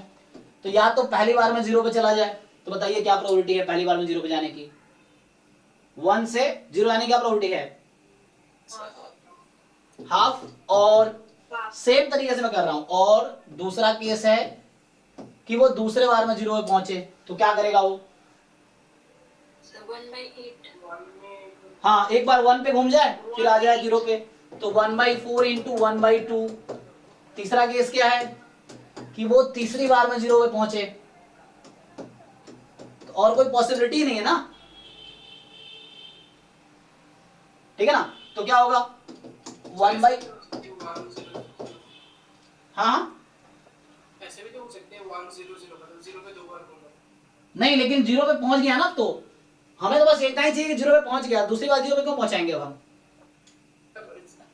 हमें 0 पे बस पहुंचाना है उसको, तो हमें बस एक बार पहुंच गया, तो यही मेरी रिक्वायरमेंट है कि 0 विल बी विजिटेड बिफोर 3। तो हमारी रिक्वायरमेंट क्या है कि बस वो 0 पे पहुंच जाए, और पहली बार पहुंच गया वही रिक्वायरमेंट है हमारी। रिक्वायरमेंट बस 0 पे पहुंचाना है उसको, फर्स्ट टाइम पहुंच गया, दैट इज ओनली रिक्वायरमेंट। तो ये चीज है, फिर से वही सेम चीजें होंगी कि 1 पे वो 3 बार विजिट करे और फिर वो 1/2 पे जाए। ये हो गया डॉट डॉट डॉट, हो गया जीपी। तो कर लीजिए, तो हो जाएगा आप लोगों का a/1 माइनस आर, ठीक है ना? अब आ जाएगा। तो ये 3/, ऐसे क्यों नहीं सोचा, मतलब हम प्रोबेबिलिटी की बात कर रहे हैं ना, तो मान लो 1 से 0 कर, फिर 0 से 0 चला गया, या 1 से 0 फिर 0 से 1, या 1 से अच्छा तुम यहाँ ऐसा क्यों नहीं सोचे फिर कि 1 आ गया, 1 के बाद फिर 1 आएगा, ऐसा क्यों नहीं सोचे यहाँ? अच्छा हाँ, अच्छा वो बिफोर की वजह से, ठीक है। ऐसा तो हो सकता है कि 1 आया फिर थ्रो किया, मैंने 1 आया, फिर क्यों थ्रो करेंगे? हमारा रिक्वायरमेंट तो यही है ना कि 1 विल बी गेटिंग बिफोर 3, तो 1 आ गया, काम खत्म हो गया। जी सर, जी सर। बस हमारा रिक्वायरमेंट 1 आना चाहिए, पहली बार 1 आ गया, गेम ओवर, अब आगे कोई गेम करना नहीं। सेम यहाँ पे है कि मुझे 0 को विजिट करना है, तो फर्स्ट टाइम 0 आ गया, गेम ओवर, इतना ही चाहिए मुझे कि visiting state 0 will be visited before 3। तो अगर 0 पहुंच गया तो दैट इज ओनली रिक्वायरमेंट कि समहाउ मुझे 0 तक पहुंचना है, दैट इज ओनली रिक्वायरमेंट। वो करोगे तब भी आंसर वही आएगा, क्योंकि इस क्वेश्चन में देखना, तुम कहीं सॉल्यूशन देखना बुक में, मैं कई जगह बुक देखा, वो लोग क्या करते हैं 3 का प्रोबेबिलिटी भी लेते हैं। वो क्या मान के चलता है कि यहाँ 3 आएगा, वो मान के चलता है यहाँ 3 आएगा, तो उसमें केसेस बढ़ जाते हैं, फिर आंसर तब भी यही आता है, लेकिन वो केसेस बढ़ जाएंगे वहां पे फिर कि 1 के बाद 3 आया, फिर काउंट कर रहे हैं। तो वो सब यहाँ भी करोगे आंसर वही आएगा, अगर वो भी हम सोचेंगे आंसर तब भी वही आएगा जो तुम सोच रहे हो, तो केसेस बढ़ेंगे, बस और कुछ नहीं है। तो हमारा बस ये रिक्वायरमेंट है कि state 0 will be visited before 3, तो मुझे समहाउ 0 विजिट करना है, लेकिन रिक्वायरमेंट ये है कि 0 से पहले 3 नहीं आना चाहिए, क्योंकि मुझे 3 से पहले 0 विजिट करना है। So I just have to visit 0। तो either I can visit in 1 step, और इन 2nd स्टेप, और इन 3rd स्टेप, और इन 4th स्टेप, जो भी रिक्वायरमेंट है उसके हो जाएगा। ये सेकेंड तरीका था वही चीज। हाँ अंकल, अच्छा अच्छा इन्फॉर्म करके, ठीक है मैं बता दूंगा। हाँ ओके, अच्छा अच्छा, मेरी क्लास 11:30 में खत्म होती है ऑलमोस्ट। गाड़ी तो स्टैंड भूल गया, मैंने स्टैंड से गिर गया था, सोचे वो साइड थोड़ा स्टैंड कर देना। अच्छा मैं अभी आता हूँ थोड़ी देर में ना, 11 बजे आता हूँ, 11। हाँ ठीक है, हाँ हाँ हाँ ओके। देखिए ओके है ना, नेक्स्ट बताइए, नेक्स्ट क्वेश्चन पे आते हैं। सो ओके देखिए, तो नेक्स्ट जो है इसको क्या हो गया,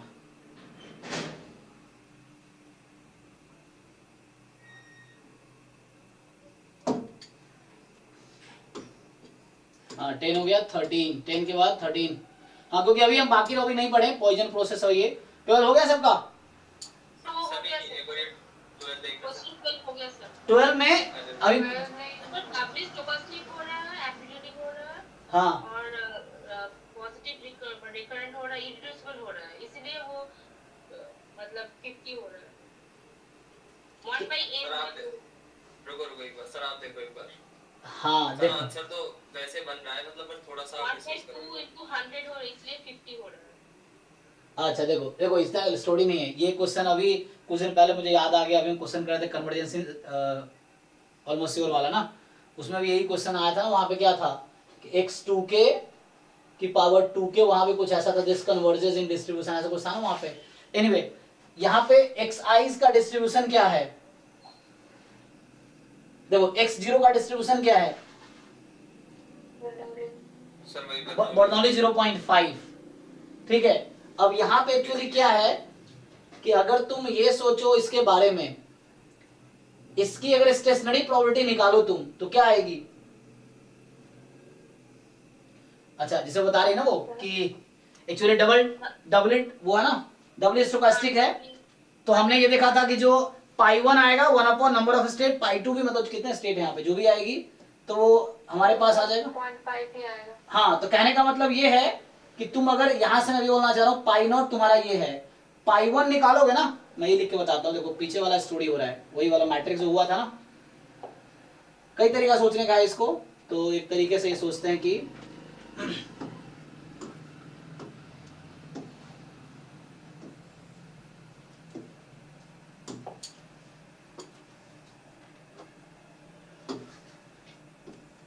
देखो एक तो ये है कि तुम्हें अगर आइडिया नहीं आया वो थ्योरम वाला, देखो एक तो ये क्या है, तुम अगर इसका ट्रांजिशन डायग्राम बना लोगे ना तो तुम्हें दिखेगा कि ये क्या है, इरिड्यूसिबल है, वो तो है ही, अपीरियोडिक है और डबल स्टोकास्टिक है। तो यहाँ पे क्या आएगा एक्चुअली, ये इसका स्टेशनरी डिस्ट्रीब्यूशन यूनिक होगा और ये थ्योरम है ना, कल भी दिखाया हुआ है तो मुझे कि जो भी इरिड्यूसिबल है, अपीरियोडिक है, डबल स्टोकास्टिक है तो उसका जो स्टेशनरी डिस्ट्रीब्यूशन होगा वो यूनिक होगा, एंड जो स्टेशनरी डिस्ट्रीब्यूशन एग्जिस्ट करेगी वो यही आएगी 1 बाई जो नंबर ऑफ क्या बोलते हैं state, number of element in the state space या number of states. Anyway sir उसने ऑप्शन में पूछा ये जो भी आपने बोला ना स्टेटमेंट यूनिक होगा, हाँ हाँ नीचे क्वेश्चन आते हैं वहां पे। तो देखो यहाँ से जो पाई नॉट मैं बना रहा था कुछ देर पहले, ये है 1/2 1/2। अगर तुम चेक करो पाई 1 निकालने का, अभी कुछ देर पहले मैंने फॉर्मूला बताया था पाई 1 का, क्या आया था, तो पाई नॉट एक यहाँ पे एक मैट्रिक्स ले रहा हूँ, बाद में जो स्टेशनरी वाले केस में वहां पे हम लोग प्रोबेबिलिटी लेते हैं, अभी मैं मैट्रिक्स लेके चल रहा हूँ। तो पाई नॉट एक मैट्रिक्स है और इनटू ट्रांजिशन प्रोबेबिलिटी मैट्रिक्स, तुम ये फाइंड करो, ये भी तुम्हारा यही आएगा। अगर तुम पाई 2 निकालोगे ना तो ये पाई नॉट इंटू पी स्क्वायर, ये भी तुम्हारा 1/2 ही आएगा। हाँ मतलब तुम आगे करते जाओ कुछ भी, तो ये x2k जो आएगा ना, तो मतलब पाई 2k, ये भी तुम फाइंड करोगे तो 1/2 ही रहेगा। तो इतना करना पड़ रहा है, क्यों, क्योंकि हमने वो थ्योरम नहीं लगाया। अगर मैं थ्योरम लगाऊंगा तो ये जैसे बता रही थी ना कि सिंपली इरिड्यूसिबल है, अपीरियोडिक है, डबल स्टोकास्टिक है, रो सम कॉलम सम 1 है, तो इसका स्टेशनरी डिस्ट्रीब्यूशन यूनिक होगा। उसमें क्या होता है कि लॉन्ग टर्म हर जो इनिशियल डिस्ट्रीब्यूशन है, पहले तो मैं स्टेशनरी डिस्ट्रीब्यूशन निकालो, तो क्या कर सकते हो, फॉर्मूला दिखाया था मैंने, या तो एक तो था फॉर्मूला निकालने, फॉर्मूला था ना स्टेशनरी डिस्ट्रीब्यूशन का, pi equals to pi P, नहीं वो था, वो भी एक तरीका है। दूसरा तरीका क्या बताया था 2x2 में, एक तो इससे निकालोगे तो भी कोई, हाँ उससे कर लो तब इससे भी यही आएगा। और अगर b/a+b वाला करो, a/a+b तब भी तुम चेक कर लो। तो इसको मैंने कहा था ये ऐसा है, एक तुम्हारा 1 - a है, ये a है, और ये b है, ये 1 - b है। तो b/a+b और a/a+b करके देखो क्या आएगा, तब भी वही आया। कितना आ रहा है, ठीक है ना, 1/2 आएगा। और यहाँ इनिशियल डिस्ट्रीब्यूशन तुम्हें दे रखा है सेम, इनिशियल डिस्ट्रीब्यूशन यही दे रखा है और स्टेशनरी डिस्ट्रीब्यूशन यही है।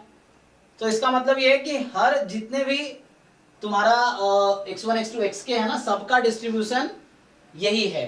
तो एनीवे तुम यहां से देख सकते हो, तो x2 के कहने का मतलब इज बर्नौली 1/2, ये 0 पे और 1 मतलब x2 के, ये पाई 2k का मतलब हो गया कि x2 के बराबर, यहाँ पे अगर लिखूं मैं x2k is equal to 0, x2k is equal to 1, तो ये भी सेम ही आएगा इसके वजह से।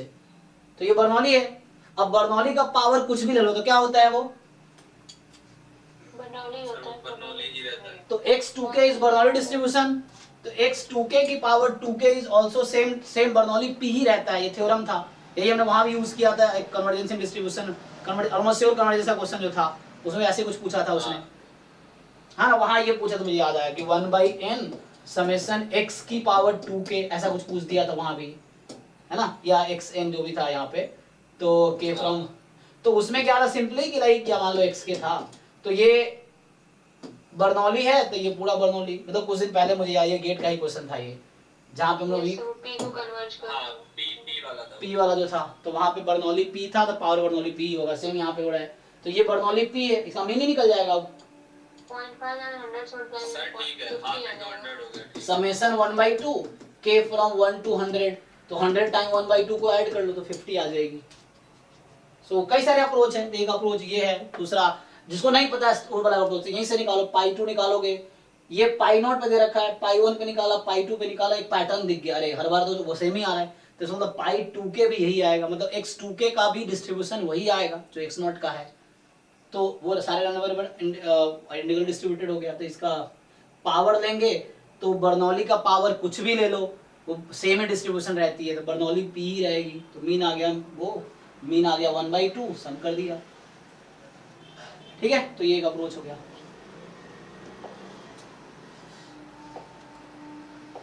हाँ नेक्स्ट 12 के बाद 13, हाँ सर ये तो स्टेटमेंट बेस हो गया था। सर वो B मतलब कुछ ए बताओ, ए ट्रू है कि फॉल्स है?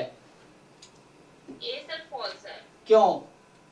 नहीं, सर क्योंकि इसको तो इनविजिबल होना पड़ेगा ना। एक्चुअली मैंने थ्योरम लिखाया था ये, लेकिन ये थ्योरम मैं जो भी पढ़ाया हूँ पूरा फाइनाइट के लिए पढ़ाया हूँ, तो अगर फाइनाइट मार्कोव चेन है तो उसमें कम से कम एक स्टेट रिकरेंट होगा ही, ये थ्योरम है ना, Yes, sir. कि all states can not be transient in finite Markov chain, but sir इसने लिखा है फाइनाइट और काउंटेबल। यहाँ देखो इसने, वही मैं कह रहा हूँ, यहाँ काउंटेबल स्टेट स्पेस है, जो मैंने थ्योरम लिखाए हैं कि एवरी फाइनाइट जो स्टेट स्पेस वाला मार्कोव चेन है that will have at least one recurrent state, ये थ्योरम था, या all states can not be transient, ये भी थ्योरम था, वो फाइनाइट मार्कोव चेन के लिए है, लेकिन यहाँ काउंटेबल भी है। तो मैं एक एग्जांपल लिखता हूँ, जरा देखो कि अगर मैं ट्रांजिशन प्रोबेबिलिटी बनाता हूँ, स्टेट स्पेस ले लिया मान लो 1 2 3 and so on, set of natural number हो गया, स्टेट स्पेस ये है, कितने हैं, काउंटेबल है, तो there are countable number of states, और P अगर मैं ऐसा बना दूं कि 1 2 3 4 डॉट डॉट डॉट 1 2 3 4 डॉट, मान लो ऐसा है, तो 1 से 1 तो 0 है, 1 से 2 का 1 है, 0 0 0 0 0 1 0 0 0 0 0 1 0 0, तो ये डायगोनल के ऊपर वाला 1 है, मैं ये बोल रहा हूँ, ठीक है। अब जरा इसका डायग्राम बनाओ क्या होगा, और ये चल रहा है इनफिनाइट, ये कोई लिमिट नहीं है इसकी, ये चलता रहेगा, तो जो डायगोनल 0 है उसके ऊपर वाला 1 है, इसका ट्रांजिशन डायग्राम क्या होगा, सो 1 से 2 में जाने की, 1 से 2 की क्या प्रोबेबिलिटी है, 1, 2 से 3 की 1, 3 से 4 की 1, चलता रहेगा। अब बताओ कोई लगता है रिकरेंट स्टेट है एक भी इसमें? रिकरेंट क्या होता है? FII 1 हो, मतलब जिसमें रिटर्न आने की प्रोबेबिलिटी 1 हो, ये होता है मतलब ये वर्ड में बोले अगर, तो जिसमें इनफिनाइटली मेनी टाइम विजिट करे उसमें उसकी प्रोबेबिलिटी 1 होगी, लेकिन तुम कोई भी फाइनाइट बना के देख लो, ऐसा कभी नहीं होगा कि एक भी रिकरेंट ना हो, तो इसमें एक भी रिकरेंट नहीं आया है, चेक करो जरा, क्या वापस आएंगे कभी किसी स्टेट पे निकलने के बाद? नहीं यार नहीं आ रहा। नहीं आ सकते ना, तो इसका मतलब no state is recurrent. Recurrent का मतलब ये था कि you will visit that state infinitely many time, ये प्रोबेबिलिटी है मैथमेटिकल, FII बराबर 1 का मतलब यही था कि टोटल है ना प्रोबेबिलिटी 1 आ रही है, मतलब you will return to that state, it is sure that you will return to that state once you leave. Yes sir. So but यहाँ तो ऐसा नहीं हो रहा है, तो मतलब ये एक ऐसा TPM है, तो ये ऐसा सिर्फ इस यहाँ क्या बोल रहा हूँ कि there is no recurrent state, so there is no recurrent state, क्यों? क्योंकि यहाँ TPM जो है state space is a not finite, मतलब काउंटेबली इनफिनाइट है, इसीलिए। तो यहाँ पे इन्होंने कहा है कि अगर आपका काउंटेबली दोनों बोल दिया, फाइनाइट हो या, तो बोल रहा है देयर इज एटलीस्ट 1, ये स्टेटमेंट ट्रू होता अगर फाइनाइट स्टेट स्पेस होता, तो यहाँ अनकाउंटेबल इसलिए गलत है ये। If there is an absorbing state, अगर कोई अब्जॉर्बिंग स्टेट है, so there exist at least 1 in stationary distribution. तो इसका थ्योरम मैं फिर से लिखा देता हूँ, कल लिखाया था बहुत डिटेल में नहीं बताया था, ये बता देता हूँ फिर से, फिर इस पे आते हैं वापस।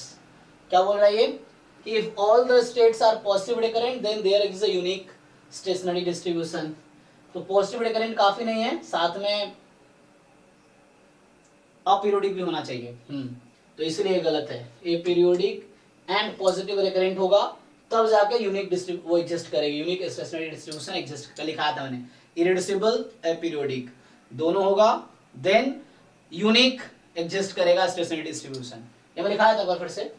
और यहाँ पे xn अगर इरिड्यूसिबल है और ये स्टेशनरी डिस्ट्रीब्यूशन है तो लिमिटिंग डिस्ट्रीब्यूशन इसके इक्वल होगा। एपिरियोडिक नहीं है इसलिए। हाँ, यहाँ पे फिर एपिरियोडिक नहीं है, सिर्फ इरिड्यूसिबल बोल रहा है, तो एपिरियोडिक नहीं दे रखा है इसलिए ये गलत है। अब अगर ऑब्जर्विंग स्टेट हुआ मतलब उस पे ऑब्जर्व है ना, so there exist at least one stationary distribution. ये थ्योरम का पार्ट है, ये ट्रू स्टेटमेंट है। तो ऑब्जर्विंग स्टेट होने का क्या मतलब है कि वो क्या होगा, पीरियड 1 होगा इसीलिए। उसका पीरियड तो 1 होगा ही साथ में। हाँ, बाद में इरिड्यूसिबल होगा मतलब। वो स्टेट ट्रांजिएंट है ना, सॉरी ट्रांजिएंट, वो स्टेट रिकरेंट स्टेट है ना। हाँ, रिकरेंट स्टेट होगा। हाँ, रिकरेंट तो है। एंड अच्छा मैं थ्योरम लिखा देता हूँ, ठीक है ना। तो ये इसमें बहुत ठीक से लिखा है, ये इसका स्टेटमेंट लिखा देता हूँ। ये जो बुक है ना रॉस वाली, स्टोकेस्टिक प्रोसेस बुक का हेडिंग है बाय SM रॉस।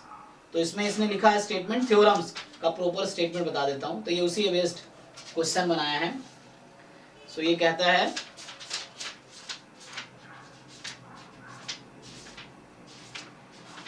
हाँ, सो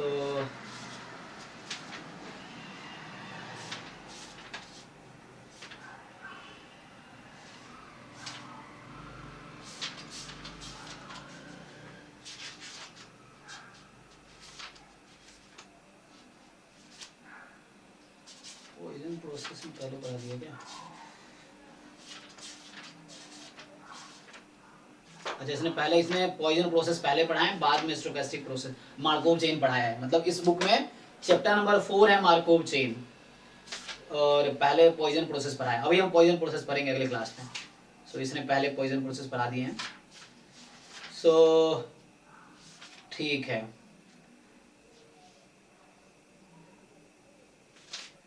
सो इसका थ्योरम लिखा है। तो ये पेज नंबर 175 है, ये जो बुक बता रहा हूँ stochastic process by SM Ross, इसका पीडीएफ भी मिल जाएगा।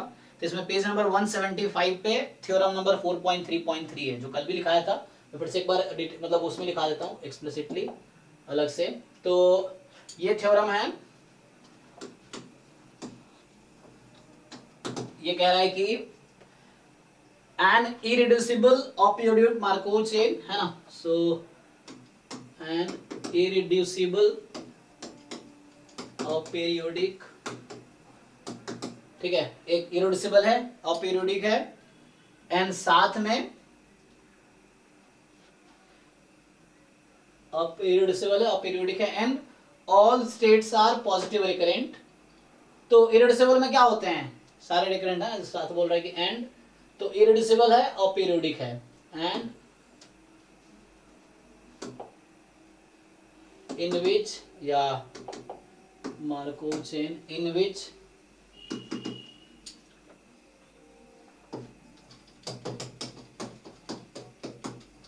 all states are positive recurrent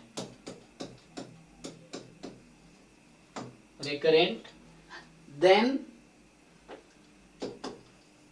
कि जो पाई पी इज इक्वल टू, मतलब ये लिमिटिंग डिस्ट्रीब्यूशन जो है एंड स्टेशनरी डिस्ट्रीब्यूशन है वो इक्वल होगा। ये कल भी ये थ्योरम लिखा है देखना। सो जो स्टेशनरी डिस्ट्रीब्यूशन है,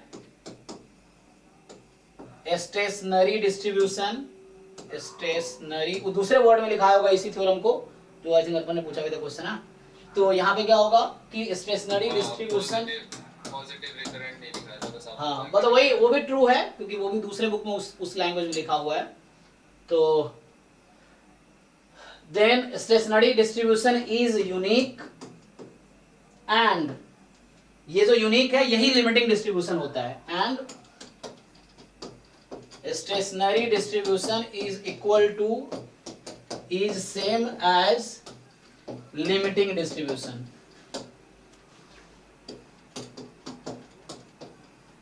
मतलब दैट इज ये जो पाइजे था ये होगा limit n tends to infinity Pij in n step. तो i से j में जाना है n स्टेप में, जहां n टेंड्स टू इंफिनिटी, ये जो प्रोबेबिलिटी आएगी एक तो ये एग्जिस्ट करेगी और यूनिक होगी। और ये है ना pi p is equal to pis होगा pi p is equal to pi होगा, तो इसका जो सॉल्यूशन आता है pi is equal to pi naught pi 1 pi 2। देखो अभी थोड़ा नोटेशन का वो दिक्कत आएगा तुम लोगों को। शुरू में एक मैं पाई नॉट लिख रहा था वहां पे ना, इनिशियली क्वेश्चंस कुछ कर रहे थे तो वहां मैं मैट्रिक्स ले रहा था, लेकिन यहाँ पाई नॉट क्या है खुद एक नंबर है, प्रोबेबिलिटी है। पाई नॉट का मतलब यहाँ पे जो है this pi not here is कि ये पाई नॉट जो यहाँ पे लिख रहा हूं ये है limit n tends to infinity probability i 0 n।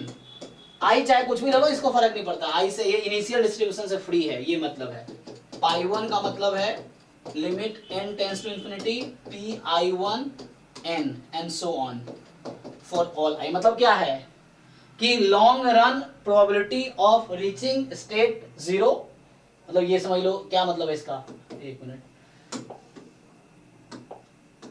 इसको क्या लिखोगे, इसको नोटेशन एक्सप्लेन करूं तो क्या मतलब है। Limit n tends to infinity, इसका मीनिंग क्या है कि मान लो इनिशियली वो i पे था, इनिशियली i स्टेट में है, तो कितने स्टेट बाद 0 पे पहुंच रहा है, हाँ n स्टेट, ठीक है।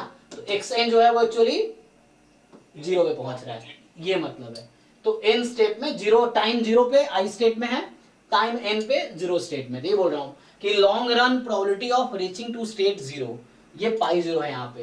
पाई 1 जो इनिशियली आप ना शुरू में पूछ रहे थे ना आप, ये मतलब क्या है, तो ये एक्चुअली मीनिंग है इसका।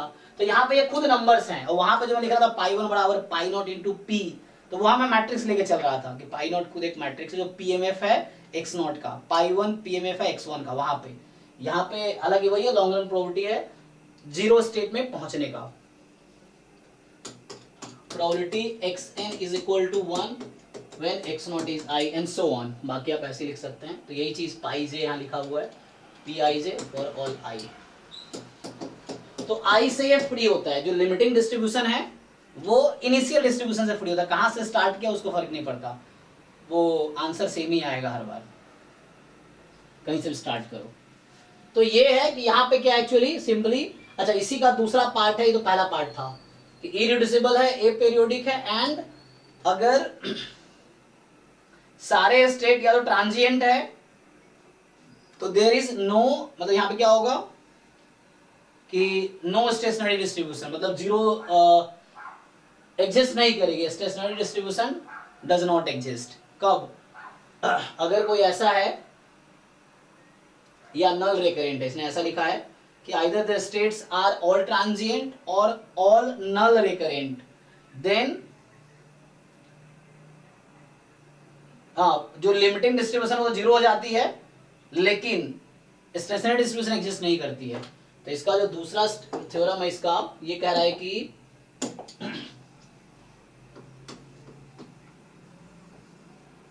ये पर क्या कह रहा है, ये कह रहा है आपसे कि लाइक एक इरिड्यूसिबल अपीरियोडिक मार्कोव चेन है, so an irreducible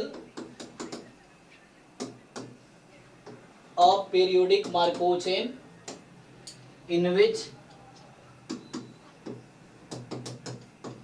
all states are transient। ऐसा कब होगा,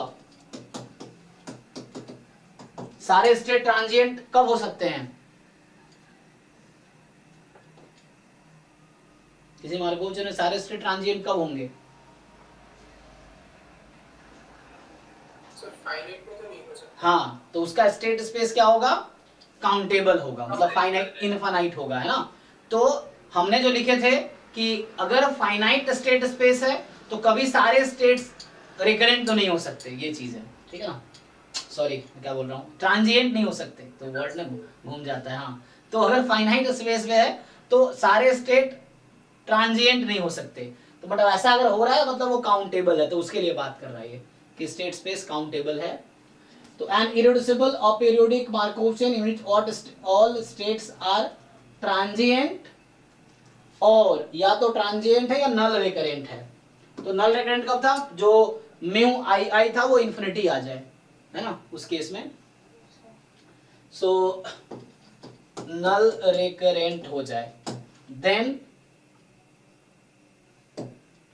उसमें क्या होगा, देन क्या होगा कि एक ऐसा मार्कोव चेन जिसमें ऐसा हो जाता है, कहता है कि लिमिटिंग प्रोबेबिलिटी जीरो हो जाएगी, limit n tends to infinity P I J, n जो आएगी दैट विल बी जीरो, ठीक। And stationary distribution does not exist, stationary distribution does not exist.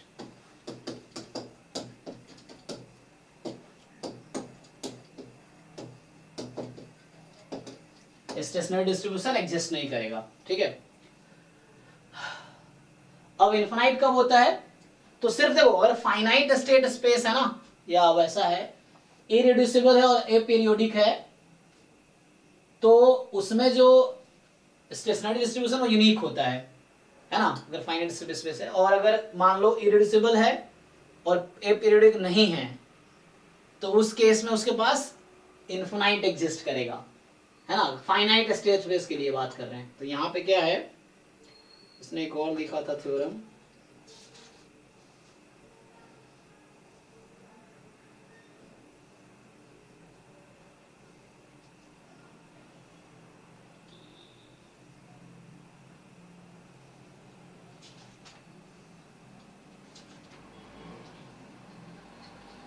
अच्छा इसमें एक है ना, एक जो कल, अरे जो कल भी दिखाए थे हमने, इसमें क्या था कि लाइक ये कब इक्वल हो रहा था कि लिमिटिंग प्रोबेबिलिटी 1 अपॉन, या तुमने देखा था ना कि म्यू आई, कल म्यू आई लिखा था, mu i i is equal to 1 upon pi i, ऐसा कब हो रहा था?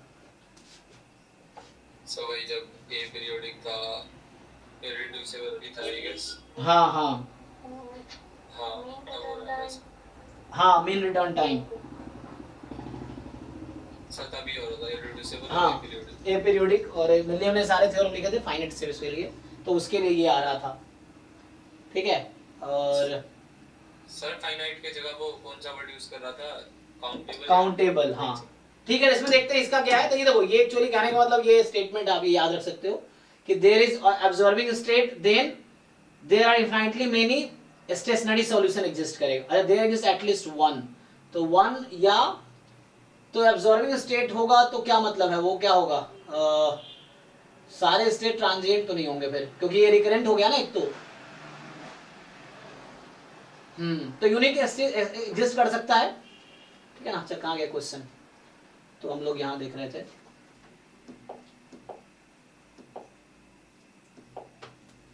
ये तो if there is an absorbing state there is at least one stationary solution. हाँ तो ये स्टेटमेंट ट्रू है, ठीक है ना, बाकी गलत हो गया तो ये ट्रू हो जाएगा। सर पहला एक बार दोबारा से देखना, इसमें लिखा था ईदर फाइनाइट और काउंटेबल। हाँ तो आपने यही तो बताया था रिकरेंट के लिए। हाँ हाँ, मतलब ये क्या पहला स्टेटमेंट, हाँ नहीं वो और क्या हुआ है, या तो फाइनाइट है या काउंटेबल, तो मतलब काउंटेबल भी तो हो सकता है। इसने कहा फाइनाइट होता तो सर फर्स्ट वाला स्टेटमेंट ट्रू होगा। हाँ, फाइनाइट में फर्स्ट स्टेटमेंट ट्रू होगा, क्योंकि फाइनाइट मार्कोव चेन जिसमें फाइनाइट नंबर ऑफ स्टेट्स हैं, तो उसमें कम से कम एक रिकरेंट तो होगा ही, पक्का श्योर है। तो पहला स्टेटमेंट ट्रू होता अगर फाइनाइट होता तो, लेकिन काउंटेबल में फेल हो जाएगा, सिर्फ फाइनाइट या काउंटेबल, अगर काउंटेबल हुआ तो फेल हो जाएगा ये, इसीलिए। अच्छा सर ठीक है, तो ये भी एक रिजल्ट ऐसे लिख लो देर। हाँ क्या, एब्सॉर्बिंग स्टेट से हम बोल सकते हैं कि वो पॉजिटिव रिकरेंट है। हाँ रिड्यूसिबल और इरिड्यूसिबल है वो तो हम बोल नहीं सकते। हाँ, रिड्यूसिबल के लिए क्या देखेंगे, तो देखो अगर वो, यही तो है, अगर इरिड्यूसिबल है तो यूनिक होगा, और अगर इरिड्यूसिबल नहीं है तो इनफाइनाइट होगा, ये होता है। तो ये भी तो रिजल्ट है कि irreducible and aperiodic, irreducible and aperiodic, अगर ये है तो उस केस में यूनिक स्टेशनरी डिस्ट्रीब्यूशन मिलेगी, ये एक थ्योरम है। और अगर मान लो इरिड्यूसिबल नहीं है, नॉट इरिड्यूसिबल अगर हुआ, तो इनफाइनाइट स्टेशनरी सॉल्यूशन, ये भी एक थ्योरम है, इनफाइनाइट स्टेशनरी डिस्ट्रीब्यूशन एग्जिस्ट करेगी। मतलब पाई पी इज इक्वल टू पाई के पास इनफाइनाइट सॉल्यूशन होगा, ये मतलब है, अगर वो इरिड्यूसिबल नहीं है या एपीरियोडिक नहीं है तो, है ना। ये चीज है। तो यहां पे यही चीज है कि ऑब्जर्विंग स्टेट है तो सारे ट्रांजिएंट तो नहीं हो सकते, तो मैं यही कहना चाह रहा हूं। देखो यहां पे क्या है, इसने कहा सारे अगर ट्रांजिएंट हो गए तो क्या होगा, एस्टिमेशन एग्जिस्ट नहीं करेगा। तो मेनली ये उसके केस में होगा। अगर तुम्हारे पास एक भी स्टेट रेकरेंट है ना, तो यहां पे अगर एक भी स्टेट रेकरेंट है उस मार्कोव चेन में, तो उसके पास या तो यूनिक स्टेशनरी सॉल्यूशन है या इनफिनाइट स्टेशनरी सॉल्यूशन है, ये होगा। नो सॉल्यूशन नहीं आएगा, ठीक है ना। नो सॉल्यूशन का केस तब है जब वो ऑल ट्रांजिएंट होगा उसके केस में। तो इसीलिए है ना, यहाँ पे एटलीस्ट 1 लिखा है, तो या तो यूनिक होगा या इनफिनाइट होगा, इसलिए एटलीस्ट 1 कर दिया मिला के। तो ये ओके है, क्योंकि ऑब्जर्विंग स्टेट इज ऑलवेज क्या, रिकरेंट, इसलिए। और अगर एक भी रिकरेंट स्टेट है उसमें तो दैट विल बी, और वो पॉजिटिव रिकरेंट आएगा, so that's why it will have either unique solution और इनफिनाइटली मेनी सॉल्यूशन, ये चीज है। तो यही थ्योरम यूज हो रहा है यहाँ पे, तो इसलिए ट्रू है, ठीक है। नेक्स्ट बताओ। क्वेश्चन 24। सीधा 24, 13 के बाद और कोई नहीं है? अच्छा ये सब तो अभी पढ़ेंगे, अभी बाकी टॉपिक देख लो उससे पहले। सीधा 24 है, ये कर लिया तुमने? अच्छा यहाँ वही कॉन्सेप्ट यूज हो रहा है, देखो इसमें बस एक बता देनी चाहिए कि अगर एब्जॉर्बिंग है और इरिड्यूसिबल नहीं है तो इनफिनिटली मैनी सॉल्यूशंस होते हैं। हाँ देखो, इरिड्यूसिबल है, एपीरियोडिक है तो यूनिक हो जाएगा, तो यूनिक होगा। इरिड्यूसिबल नहीं है तो इनफिनाइट है, क्योंकि इसमें फाइनाइट नंबर ऑफ स्टेट्स है ना। तो फाइनाइट स्टेट्स है तो इसमें 2 ही पॉसिबिलिटी है। फाइनाइट स्टेट है तो अगर वो इरिड्यूसिबल यानी एपीरियोडिक है तो यूनिक स्टेशनरी सॉल्यूशन है, अगर अदरवाइज तो वो इनफिनाइट होगा। तो वही वाला केस यहाँ पे चेक कीजिए। आई थिंक पहला वाला क्या आता है? पहले वाला एपीरियोडिक नहीं हो रहा। अच्छा सेकंड वाला एपीरियोडिक है, इरिड्यूसिबल नहीं है। अच्छा, इरिड्यूसिबल नहीं है, ओके। तो इरिड्यूसिबल नहीं है तो इनफिनाइट सॉल्यूशन आ जाएगा, ये है। तो सिंपल लॉजिक, यही स्टोरी यूज हो रहा है यहाँ पे कि इरिड्यूसिबल, ठीक है ना। तो ओके, मतलब पहला वाला इरिड्यूसिबल नहीं है, इसके पास इनफिनाइटली मेनी, P1 में इनफिनाइटली मेनी एक स्टेशनरी डिस्ट्रीब्यूशन होगा, P2 आई थिंक इरिड्यूसिबल और एपीरियोडिक होगा, तो इसमें यूनिक आएगा, तो इसमें यूनिक। तो ये सी ऑप्शन करेक्ट होना चाहिए, ठीक है। देख लो, ठीक है। हाँ तो वही थ्योरम लगाना है, ये फाइनाइट स्टेट मार्कोव चेन है तो irreducible, aperiodic, unique stationary solution, otherwise infinite. Next 24। सीधा 24, अच्छा। सो 24, हाँ क्या दिक्कत है इसमें? सही हो गया था। है ना, ये प्रोबेबिलिटी का बेसिक क्वेश्चन है एक्चुअली। हाँ तो इसको भी ब्रेक नहीं कर पा रही। चलो ट्राई करते हैं। ये बिल्कुल कंडीशनल प्रोबेबिलिटी पढ़ा ना आपने, वही है, यस सर, कंडीशनल प्रोबेबिलिटी ही है। सर एक बार इसके बाद ऊपर वाला दोबारा देखना, मेरे को एक छोटा सा कुछ पूछना है। तो देखिए इसमें क्या है, जस्ट ये कंडीशनल प्रोबेबिलिटी का क्वेश्चन है, simple. Event A given event B, बस। तो क्या करते हो आप लोग, तो वही इससे आ जाएगा, इजीली आ जाएगा, अभी तुमने किया है देखो कैलकुलेशन। तो हमें क्या करना है, ये निकाला, यहाँ लिखता हूं मैं। So probability A given B, x2 is 1, x1 is 1, x3, a intersection b upon b, x1 is 1 and x3 is 2, check कर लीजिए, यही है। अब हाँ सर, ये तो किया है। हाँ ओके, देखो ध्यान से। अब तो इसमें स्टेट स्पेस क्या है, 1 2 3 है, ओके। तो आपको अब सिंपल क्या करूंगा मैं, इसको मैं जो हमारे पास वो फॉर्मूला होता है ना, a इंटरसेक्शन b पे मैं लिख सकता हूं probability a intersection b intersection c का फॉर्मूला क्या होता है कि प्रोबेबिलिटी ऑफ a इनटू, हाँ नहीं इनटू कर लेते हैं, इनटू c, इसी में ब्रेक कर देते हैं दोनों को। तो यहाँ देखो, यहाँ तुम इसको ठीक से लिखो, तो ठीक से अगर लिखूंगा मैं, सो सी केयरफुली। अब सो अभी मैं क्या करता हूँ, उसको न्यूमरेटर को सॉल्व कर रहा हूँ। सो इसको पहले मैं ठीक से लिख लेता हूँ। ठीक से लिखना मतलब पहले x1 लिखो, तो x1 बराबर 1 है, x2 बराबर भी 1 है, x3 बराबर 2 है। यहाँ पे क्या है, प्रोबेबिलिटी x1 बराबर 1 है, x2 बराबर मिसिंग है और x3 बराबर 2 है। तुम्हें पता है ना कि future depend on past only, तो x3 will depend on x2 only, not x1. x1 will, तो यहाँ स्टार्ट तो 1 से ही हो रहा है ना, तो यहाँ पे स्टेट स्पेस में ना 1 2 3 है यहाँ पे. तो कहने का मतलब ये है तुम्हारे पास अब, तो इसको मैं क्या लिख सकता हूँ, देखो ध्यान से. अच्छा इसका कुछ नहीं पता है, x2 नहीं पता, डिनोमिनेटर में x2 नहीं पता है, तो इसको नहीं पता, क्या करूंगा, total probability k summation, k पे समेशन कहां से कहां तक होगा, 1 2 3 होगा. हाँ जो भी स्टेट हो सकता है.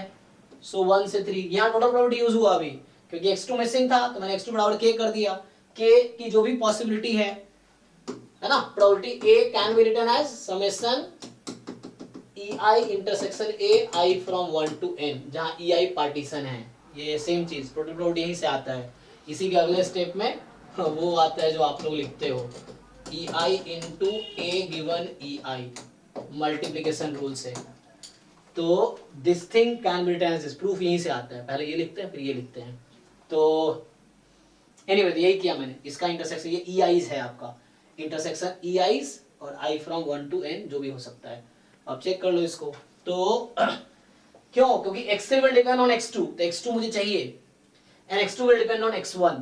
तो ऐसा नहीं x3 x1 x3 को मतलब लाइक x3 पे कहां पहुंचेगा वो x1 डिसाइड नहीं कर सकता है ना. तो वो पास्ट हो गया x3 के लिए, वो पास्ट हो गया, उसको प्रेजेंट चाहिए, प्रेजेंट x2 है.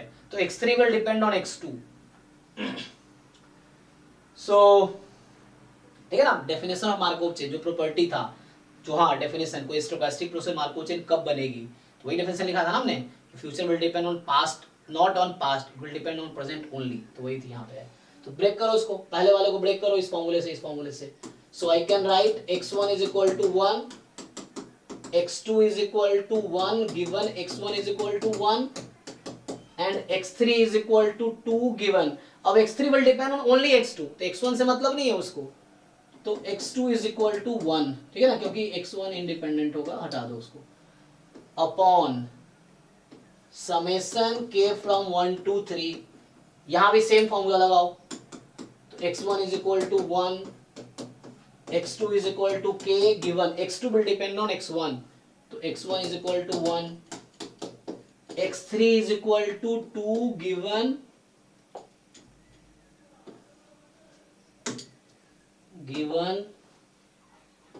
x कितना, x2 equal to k. k. Yes. अब इसमें कहीं k है नहीं. तो इसको बाहर निकाल सकते हैं, तो इसको काट दो इससे, है ना, क्योंकि समेशन तो उस पे काम करेगा जहां k है, यहाँ तो k है ही नहीं, तो उसको फर्क नहीं पड़ता, बाहर निकाल के कैंसिल कर दो. अब ये कहां से कर लेंगे सर.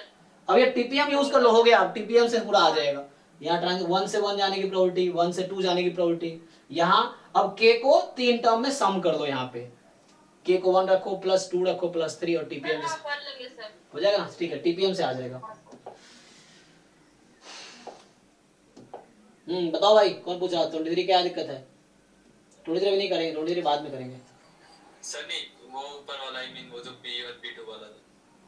कौन सा P2 दोबारा देखना. कौन सा कह रहे हो तुम? सर वो पहले वाला यूनिक स्टेशनरी वाला क्वेश्चन पूछ रहा है. हाँ 17. हाँ क्या दिक्कत है उसमें? सर एक बार वो P2 वो TPM देखना. कौन सा था वो? 17 था? नहीं ये था, पीछे था ना, 17 था. 17th था वो पीछे. पता नहीं सर, हाँ, ये तो मैं गलती सोच रहा हूँ. हाँ, सर एक बार देखना, ये इररिड्यूसिबल नहीं लग रही. कौन सी? P2. तो P2 नहीं लग रही तो P1 लग रही है. सर नहीं सर, वो एक्चुअली सर I से K हो रहा है और मतलब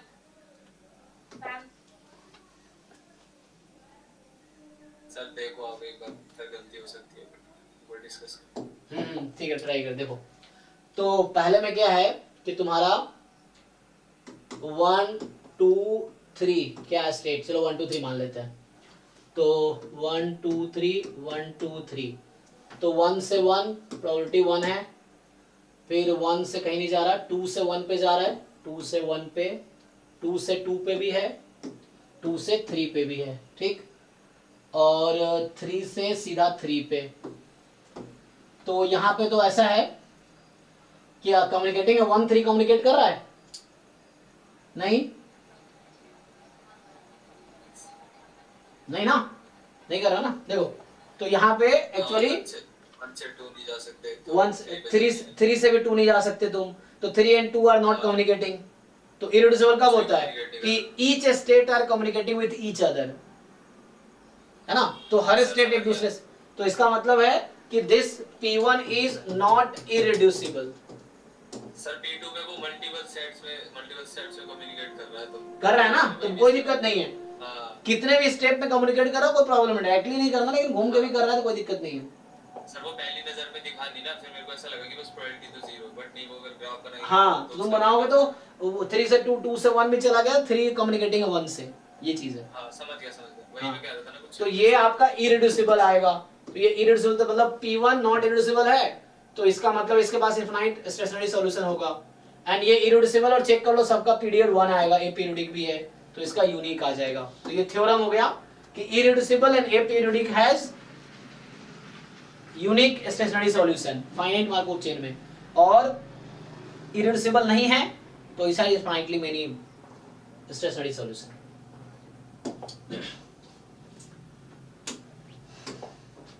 बताइए नेक्स्ट बताइए। टाइम दे दूं? हाँ 24 से, इतने थे।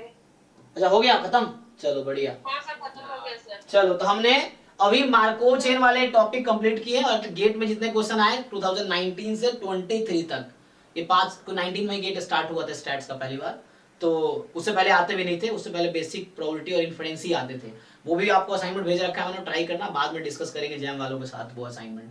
2005 से 2018 तक का जैम सॉरी गेट एमए में प्रोबेबिलिटी एंड इन्फ्रेंस के ही क्वेश्चन बस आते थे, ये सब नहीं आता था तब, तो तब वो भी हम वो जैम के सिलेबस के साथ ही कॉमन है, तो जैम वालों के साथ ही डिस्कस करेंगे उसको हम लोग। सर उसमें भी अच्छे क्वेश्चन है। हाँ है, कुछ अच्छे क्वेश्चंस हैं, तो वो हम डिस्कस करेंगे। मैंने असाइनमेंट भेजा रखा आप लोग को, ट्राई कर सकते हो। अभी बाद में डिस्कशन, अभी 1 नवंबर के बाद यही चलेगा असाइनमेंट और मॉक टेस्ट डिस्कशन, तो मैं भेज दिया करूंगा डेली। आज इसका डिस्कशन है, आप दिन भर ट्राई करके शाम को उसको डिस्कस करेंगे।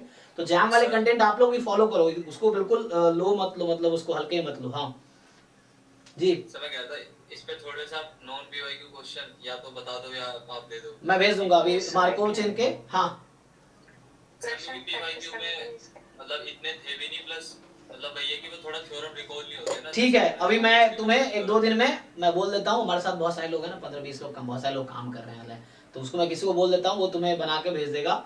और उसको स्पेशली नेट उट में ही बहुत सारे क्वेश्चन आते हैं, तो ऐसे बुक से उठाने से बेटर है कि नेट के ही जो पिछले 10-20 साल के क्वेश्चन है वो कर लो, नेट में अच्छे लेवल के क्वेश्चन आते हैं। आईएसएस में भी होंगे। हाँ तो उसमें भी जिन जिन एग्जाम्स में आते हैं, तो उसका मैं बोलता हूँ, वो करके भेज देगा, 2 दिन में भेज देगा, मैं बोल देता हूँ, अभी बोल ही देता हूँ। ठीक है चलो। थोड़ा इसमें थ्योरम रिकॉल नहीं होते अभी। हाँ क्वेश्चन के थ्रू कई सारी चीजें रिफ्रेश हुई ना, जैसे हमने थ्योरी पढ़ा, तो थ्योरी मुझे उतनी क्लियर नहीं हुई जो अभी क्लियर हुआ है, वो चीजें हैं। फिर वैसे ही अभी और क्वेश्चंस करोगे तो और चीजों की क्लैरिटी बढ़ेगी, तो क्वेश्चंस के थ्रू आपको स्कोरिंग लग रहा है, मतलब क्वेश्चन बिल्कुल कम टाइम में हो जाएंगे। आसान है ना, मतलब टॉपिक आसान एक्चुअली, लेकिन एमएससी लेवल का है तो बीएससी वाले उतना ज्यादा पढ़ते भी नहीं ढंग से, मतलब टॉपिक जैसे बीएससी में कुछ जगह है ना, बीएससी में तो है ही शायद मार्कोव चेन, है ना। हां 5th सेम में आ जाता है सर, हाँ। ऊपर से पढ़ाते हैं वैसे ही, वही और फर्स्ट टाइम होता है ना, बच्चों को उतना समझ भी नहीं आता, फर्स्ट टाइम कोई भी चीज मुश्किल लगती है, लेकिन तुम रेपिटेडली उसी को 10 बार पढ़ लो तो बहुत इजी लगने लगेगा तुम्हें, ये चीज है कोई भी टॉपिक हो। कॉलेजों में वो थ्योरम में रटवाते रहते हैं तो यूज करनी आती नहीं कभी। एक्चुअली क्वेश्चन नहीं करते, समझ नहीं आती है, वहां तुम रटते हो प्रूफ रट्टा मारते हो, प्रूफ रट्टा मारते हो, तो वो तुम्हें समझ नहीं पाते वो क्या चल रहा है एक्चुअली। ये चीज क्वेश्चन के थ्रू वो समझ आता है कि वहां कह जो रहा था उसका मतलब ये है, ऐसे समझ आता है, ऐसे है ना। ठीक है चलिए, तो अभी के लिए एक डाउट था। हाँ, बोलो। भेजा हुआ है डीएन का। अच्छा किस टॉपिक का है? सर एस्टिमेशन का ही है। चलो तो इसको मैं इसको स्टॉप कर देता हूँ इस वीडियो, क्योंकि ये तो गेट का है, तो दूसरा